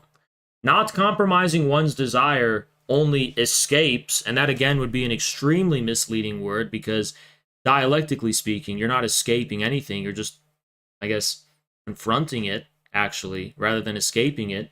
You're confronting your neurotic symptom. Lacan's ethics of psychoanalysis of don't compromise your desire is a way to confront the underlying symptom of neurosis. But it's not, it has nothing to do with how an individual is situated within this, within the ideological state apparatus. And by the way, Lacan does not say that, oh, you should do this to utilitarianly realize a desirable political outcome. Again, Rockhill is like so knee-deep in the shit that Lacan is pathologizing. He's so like, he lacks basic self-awareness. Rockhill, you're already presupposing some kind of desirable end state. Why is that end state desirable? Does it make you happy? Why? It's all pathological. Where Lacan says, do not compromise your desire, he's saying this is an ethical maxim. He's not saying do this because it will lead to a desirable outcome. He's saying this is the ethical maxim. This is what ethics is for Lacan. This is what an ethical act is. Do not compromise one's desire. Be delivered to the sublime object of desire. Be delivered to what it is. And Lacan, very much within the ethics of psychoanalysis, outlines the tragical structure of this commitment. It's a tragical structure. It leads to a tragedy. It can lead to a calamity. It doesn't promise a good outcome. Quite to the contrary, it promises a self-destructive outcome in many ways. Rather than remaining an ideology, again, this is a completely wrong reading. Trapped in the imagined relationship of the social relation to production, one can become a subject by fearlessly pursuing the real, which is that resists the symbolic order. No, it's not! No, it's fucking not! You're getting the three orders of the Borromean knot completely confused. The real does not resist the symbolic order at all. Rather, it undermines the structure or the form of the imaginary, which is the form of the symbolic order, not the symbolic order itself. Holy fuck, and he's a professor. He's a charlatan, and he doesn't know what the fuck he's talking about.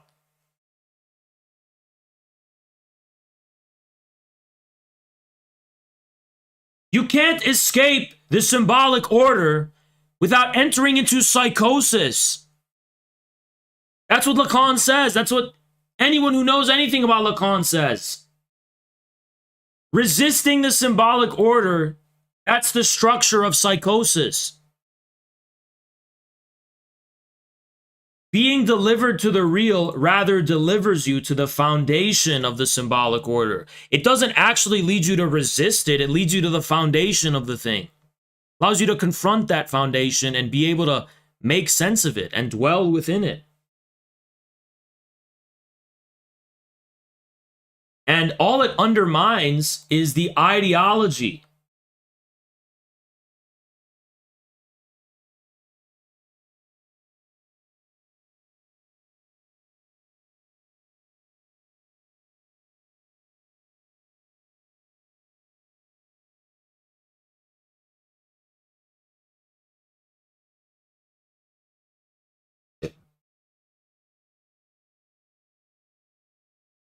The object A is the void filled out by creative symbolic fiction.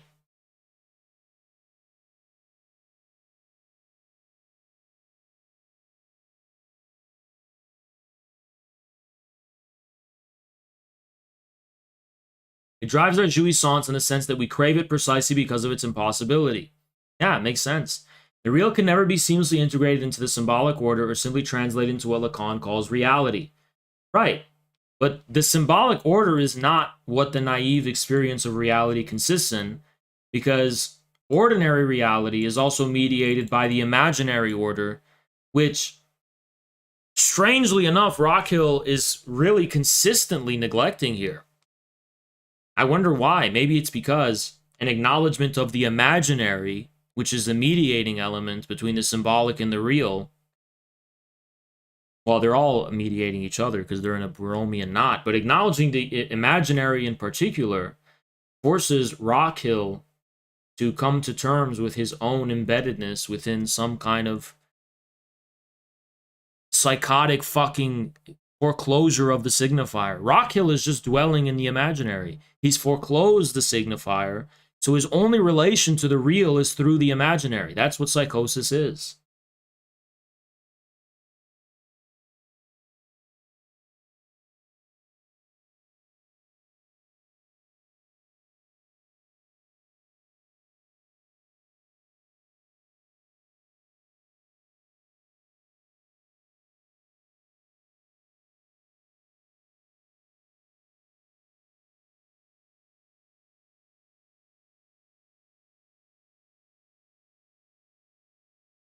Badiou is more systemic and rigorous than the scattershot Zizek. No, he's not. It's just that Badiou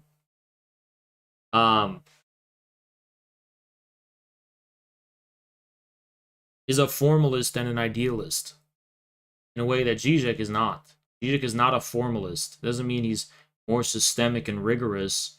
Zizek is, if anything, more rigorous than Badiou. It's just that Badiou is more soothing to read, and he causes less anguish when you read him. Doesn't mean he's more rigorous and systemic.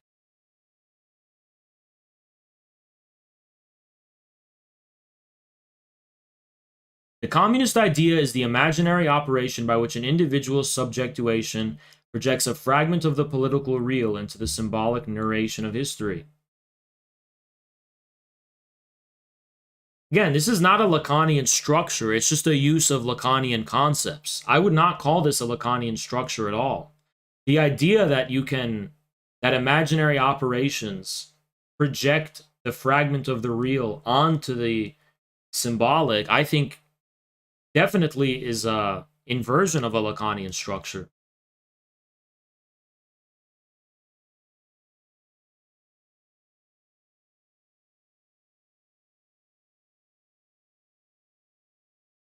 Means the idea of communism is an operation by which an individual ideologically commits themselves to an unexplainable political event,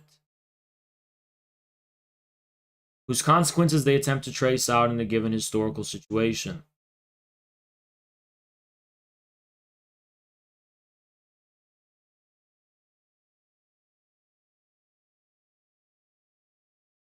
This can't be done because the event is recalcitrant to the symbolic realm of history. It can only be done imaginarily by the individual subject.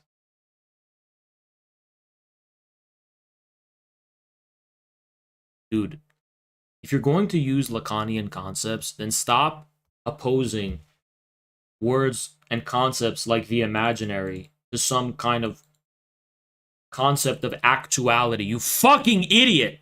Because for Badiou, actuality is already mediated, as you should know, by all of these things in the first place. But he said, oh, it's just the imaginary one. It's not the real one. Dude, you're a fucking retard. The real does alter the symbolic realm of history and state, idiot. It's just that it can never be reduced to them. So in every era of the event, the individual is called upon by the new era, right, by some new disclosure of a novel revolutionary event or period to, to heed the call of this new event imaginarily. And Badiou's example of that is the Cultural Revolution in China, by the way. So it being imaginary doesn't mean it's not real or part of reality. It just means he's just talking about specific ways of interfacing and relating to reality.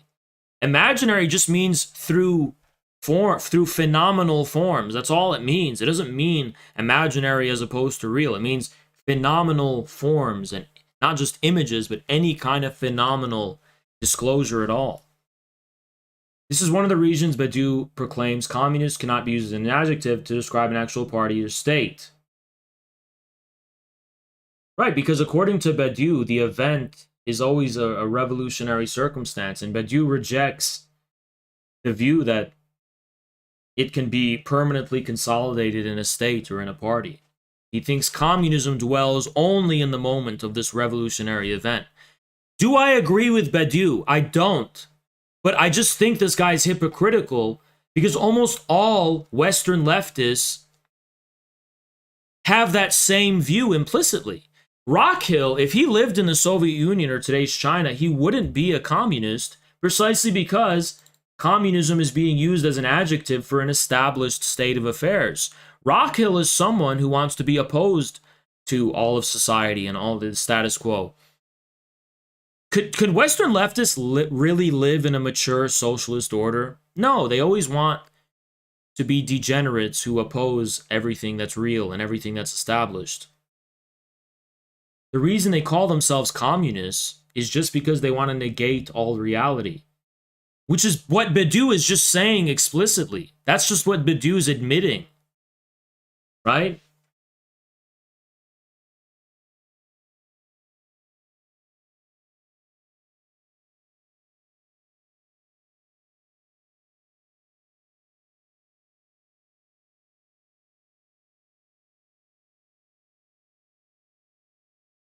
The collective project is doomed to fail if it takes the form of parties or states. There'd be no concrete form of the otherworldly real. That's not why.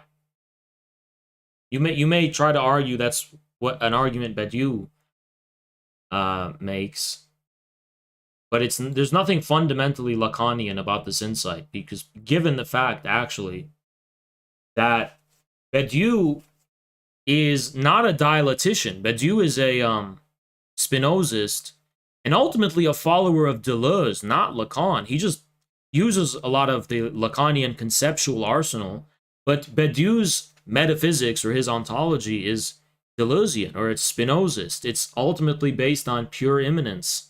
So that's probably why he's unable to recognize how the real presupposes a specific symbolic form rather than just dwelling in the space that comes at its expense.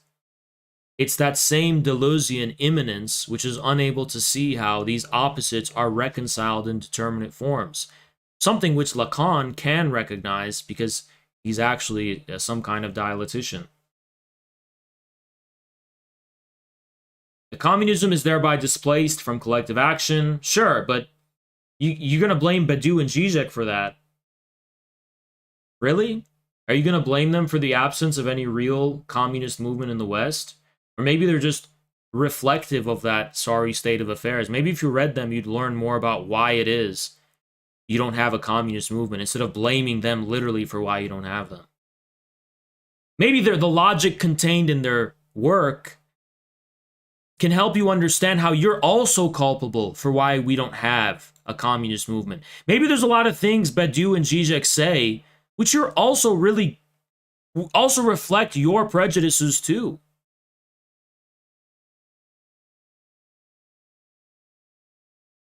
He has a disdain for the working class, boring idiots. I mean, but it's true. If you're a philosopher, ordinary people, like literally going up to a random person, are you gonna like learn about some great revolutionary truth? Probably not. You're not gonna, I mean, what I mean by that is you're not gonna learn about Hegel or anything like that. You're not gonna consciously explain to you the essence of Marxism-Leninism or revolutionary Marxism or something. But Zizek's point is that's not what makes them the revolutionary subject. Their position as the revolutionary subject comes at the expense of how they personally, on a personal level, literally are. Oh, wow, Rockhill establishes such a profound solidarity with the proles and peasants by opposing them to the petty bourgeois luminaries of the global theory industry. No, the true solidarity is the proles and peasants being alongside the fucking failed academics like Rockhill, who only has 3,000 followers on Twitter, by the way. Rockhill, stop hiding behind proles and peasants. You're just as much as petty bourgeois as Žižek or anyone else like Badiou. It's just that you failed to be as successful as them. and you hide behind proles and peasants, and you project upon the disdain for them, the disdain that you experienced by your betters. Proles and peasants have nothing to do with this beef. It's all about you being an inferior petty bourgeois intelligentsia, or whatever, than they are. You're mad that you couldn't make it in the global theory industry, so you're spitting this vitriol hiding behind proles and peasants. It has nothing to do with them. It has everything to do with you.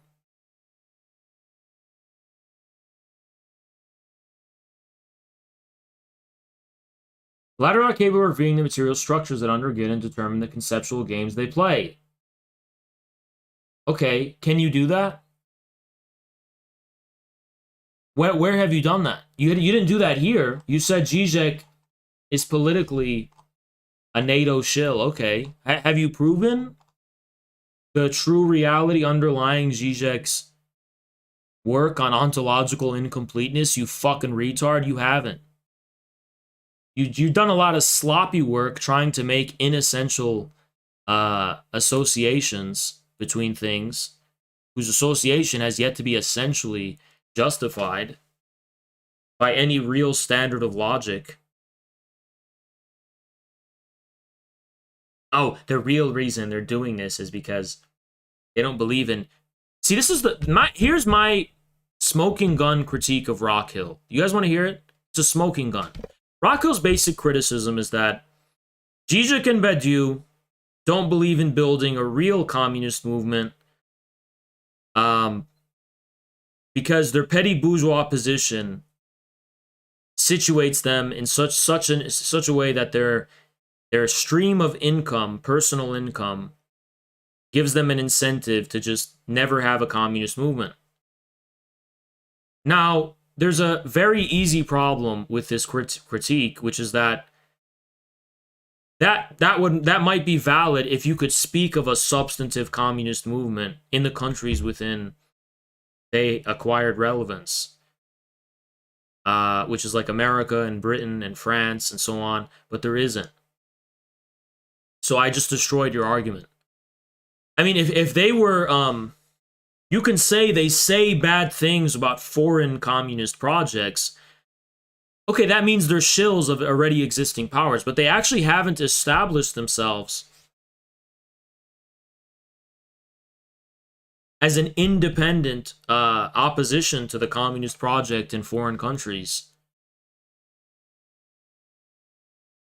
So your material explanation is just wrong. They're not stopping the growth of any Western communist movement because there is no potential for such movement that has any concrete manifestation anywhere. Show me a single example. Go ahead and show me a single example. There's none. There is a working class movement, which they indeed did turn their backs on.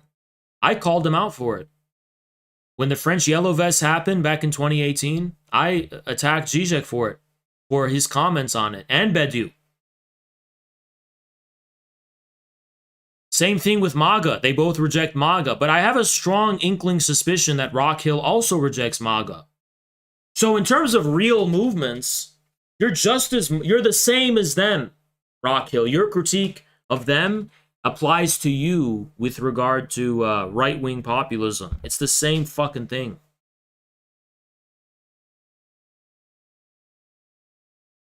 What concrete example of a Western communist movement is there for Žižek and Badiou to have neglected in the first place? There's no such thing. And that's why you can't... What, the PSL? It's so fucking stupid.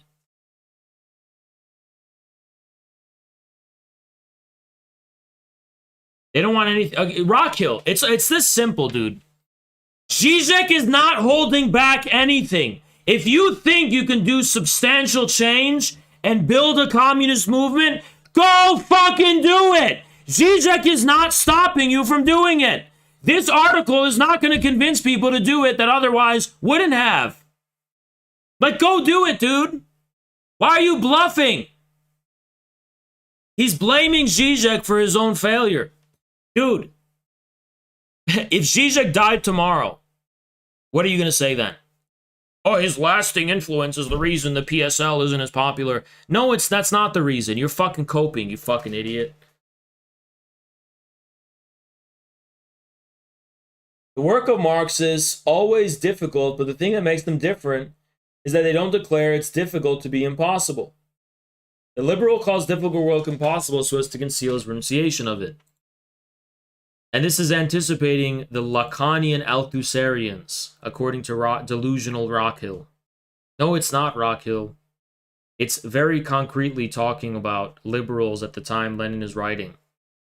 Lacanian Althussers have not declared communism to be impossible because they think the work is difficult. They are using the word impossibility like Che Guevara, or sorry, like May 68. Demand the impossible. For them, impossibility is a realm of potential novelty that is somehow outside of the established possibility of the whatever symbolic order. So I don't know why you're trying to claim that this has some relevance to Lacanian Althusserians that Lenin wrote. It has none. Apparently, Marx also predicts Badiou and Zizek.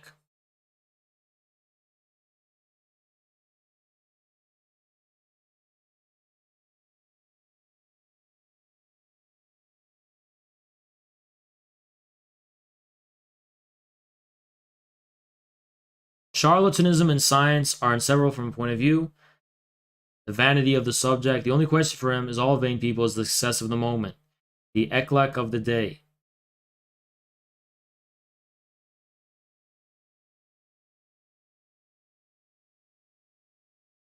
Again, this has nothing to do with Badiou or Zizek. It has more to do with you using an example of Marx calling someone a charlatan. Oh, this is exactly what Badiou and Zizek is because I think they're charlatans. Okay, how is the logic of their charlatanism contained in this? Because, for example,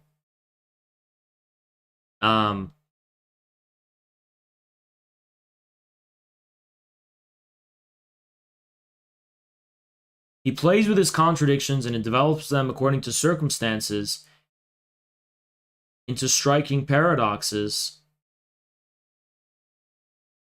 Okay. So as to maintain the vanity of the subject.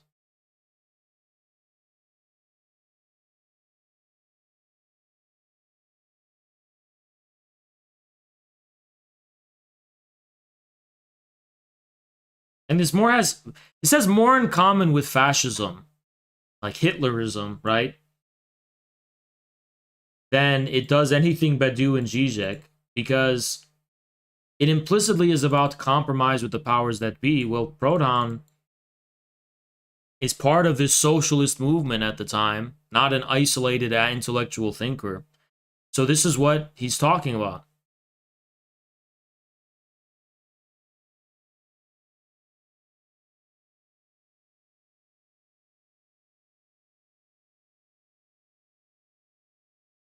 Alright, well, there's some dumb shit in here that I remember. Like him talking about the death drive in a retarded way. Okay, well, this guy's a fucking moron. Alright, well, there's the article. There's another tweet I wanted to respond to. And it's by this, idiot.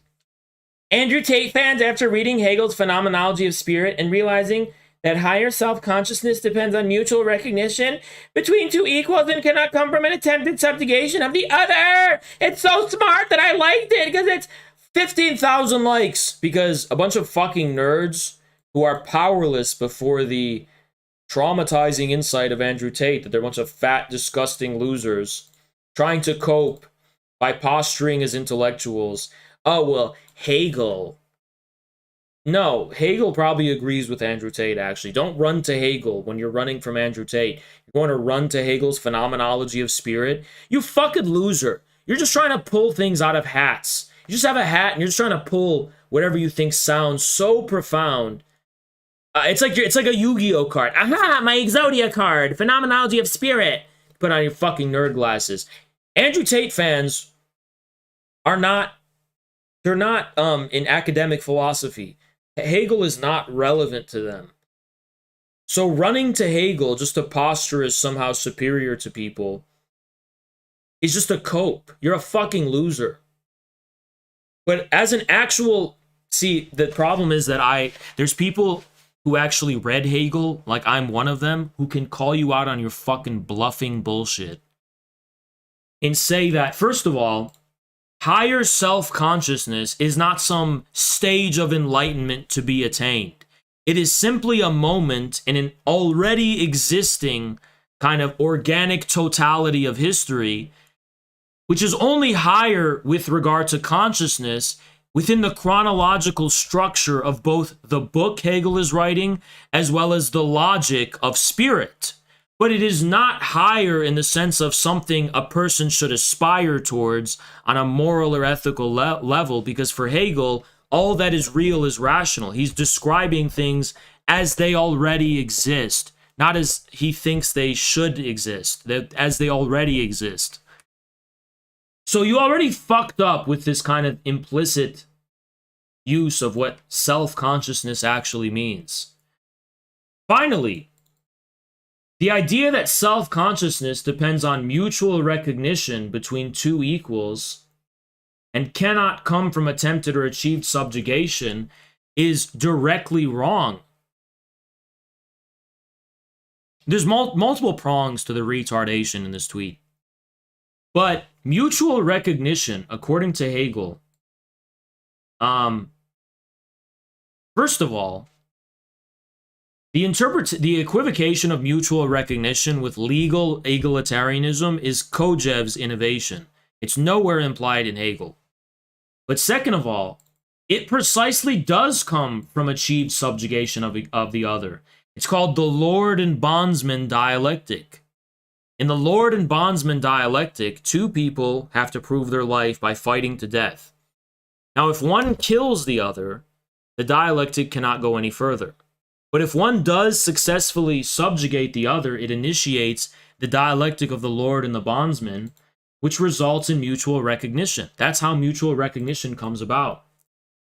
But the problem is that for Hegel, nothing ends in mutual recognition. It doesn't end there. Mutual recognition can also be called a state of unhappy consciousness, which is the next chapter, by the way. It's a state of stoicism and skepticism, where a subject is no longer satisfied in either lordship or bondage. They're not satisfied in that anymore. But that's not some like higher state of equality or something. It's rather a position of stoicism. It's kind of like, this limbo state of the unhappy consciousness. It doesn't mean it's you've achieved this social elimination of hierarchies. No, because when you transition to the realm of the ethical life and you transition to the realm of spirit, you're already dealing. Thank you so much, Chris Morlock. After listening to this lecture, I feel like I was duped by Rockhill. Old tankies are hard up to attack Western Marxism. We have a lot of hate for it. I liked his attack on Frankfurt earlier. No idea he was PSL. Thank you so much, Chris. I appreciate you, man. Yeah, I see a lot of people got duped too. I didn't notice that, but I didn't take it personally.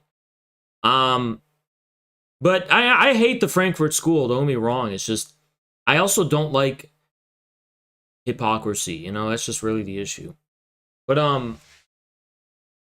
Hegel's later chapters on spirit and the ethical life very much imply a kind of organic reconciliation of the various hierarchical differences within society, from the state, the monarch of the state, all the way to the sphere of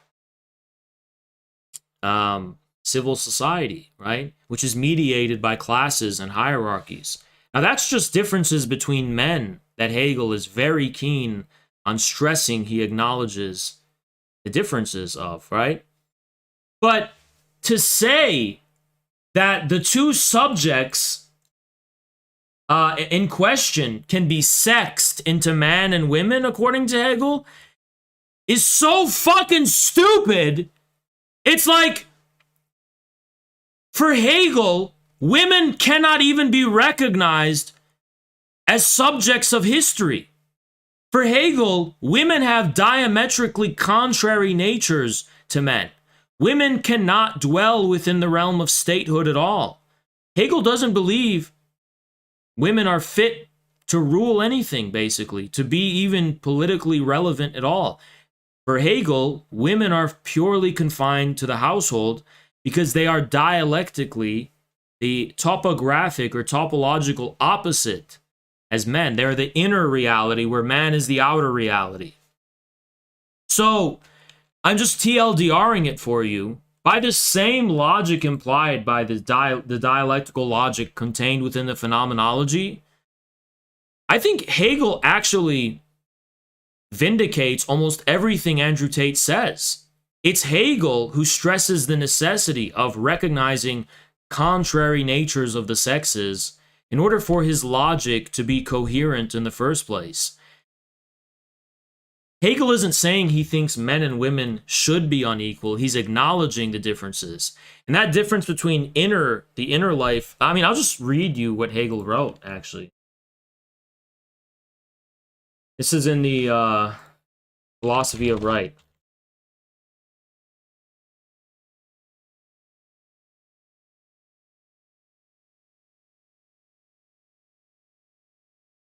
Sure, let's just go to like the most famous one on women, right? Women are capable of education, but they're not made for activities which demand a universal faculty, such as the more advanced sciences, philosophy, and certain forms of artistic production. So, I'm just going to break down what that means. The very book that's cited by this Irish Republican LARPer, Phenomenology of Spirit, Hegel is saying it's not meant for women. Women cannot attain absolute knowledge. They cannot attain that standpoint. So for Hegel, all of the dialectical logic contained in that book, such as the bondsman and lordship dialectic, that's not between men and women. Women are not even part of the picture for Hegel. Why? Because women correspond to the more placid, vague unity of feeling. When women hold the helm of government, the state is at once in jeopardy, because women regulate their actions not by the demands of universality, but by arbitrary inclinations and opinions. They breathe in ideas rather than living by acquiring knowledge. The status of manhood, on the other hand, is attained only by the stress of thought and much technical exertion. Holy fuck. Like, this is more toxic than anything Andrew Tate ever said. This is way more sexist than anything Andrew Tate ever said. By the way, it's not even something I agree with, okay?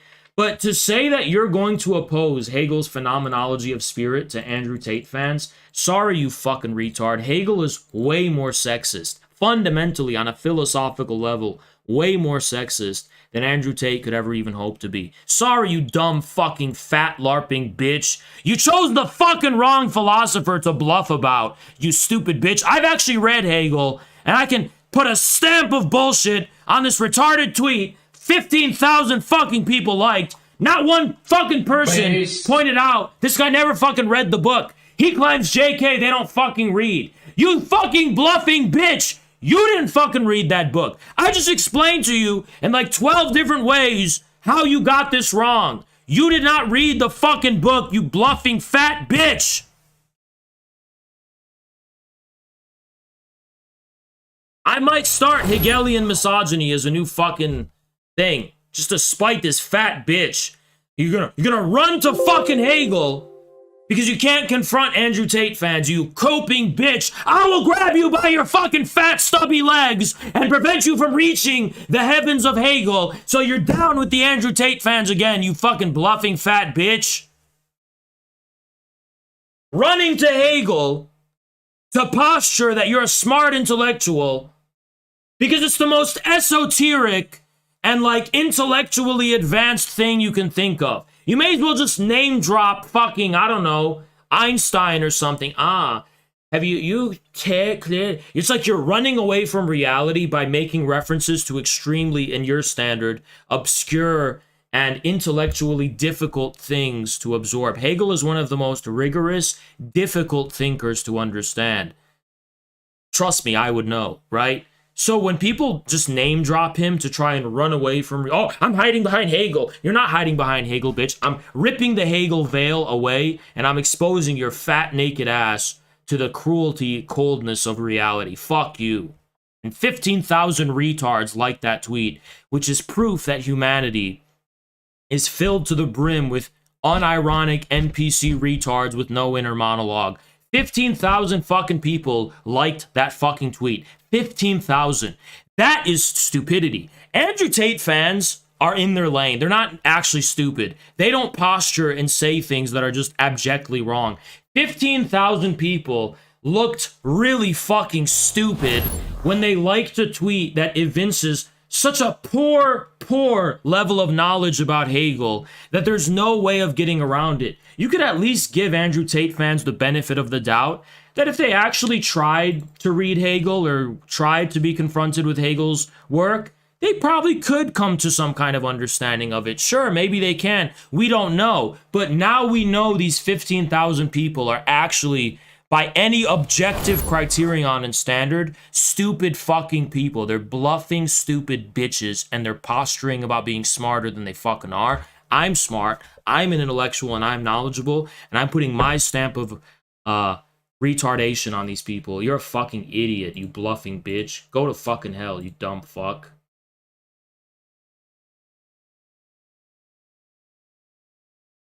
Alright guys, I'll see you tomorrow.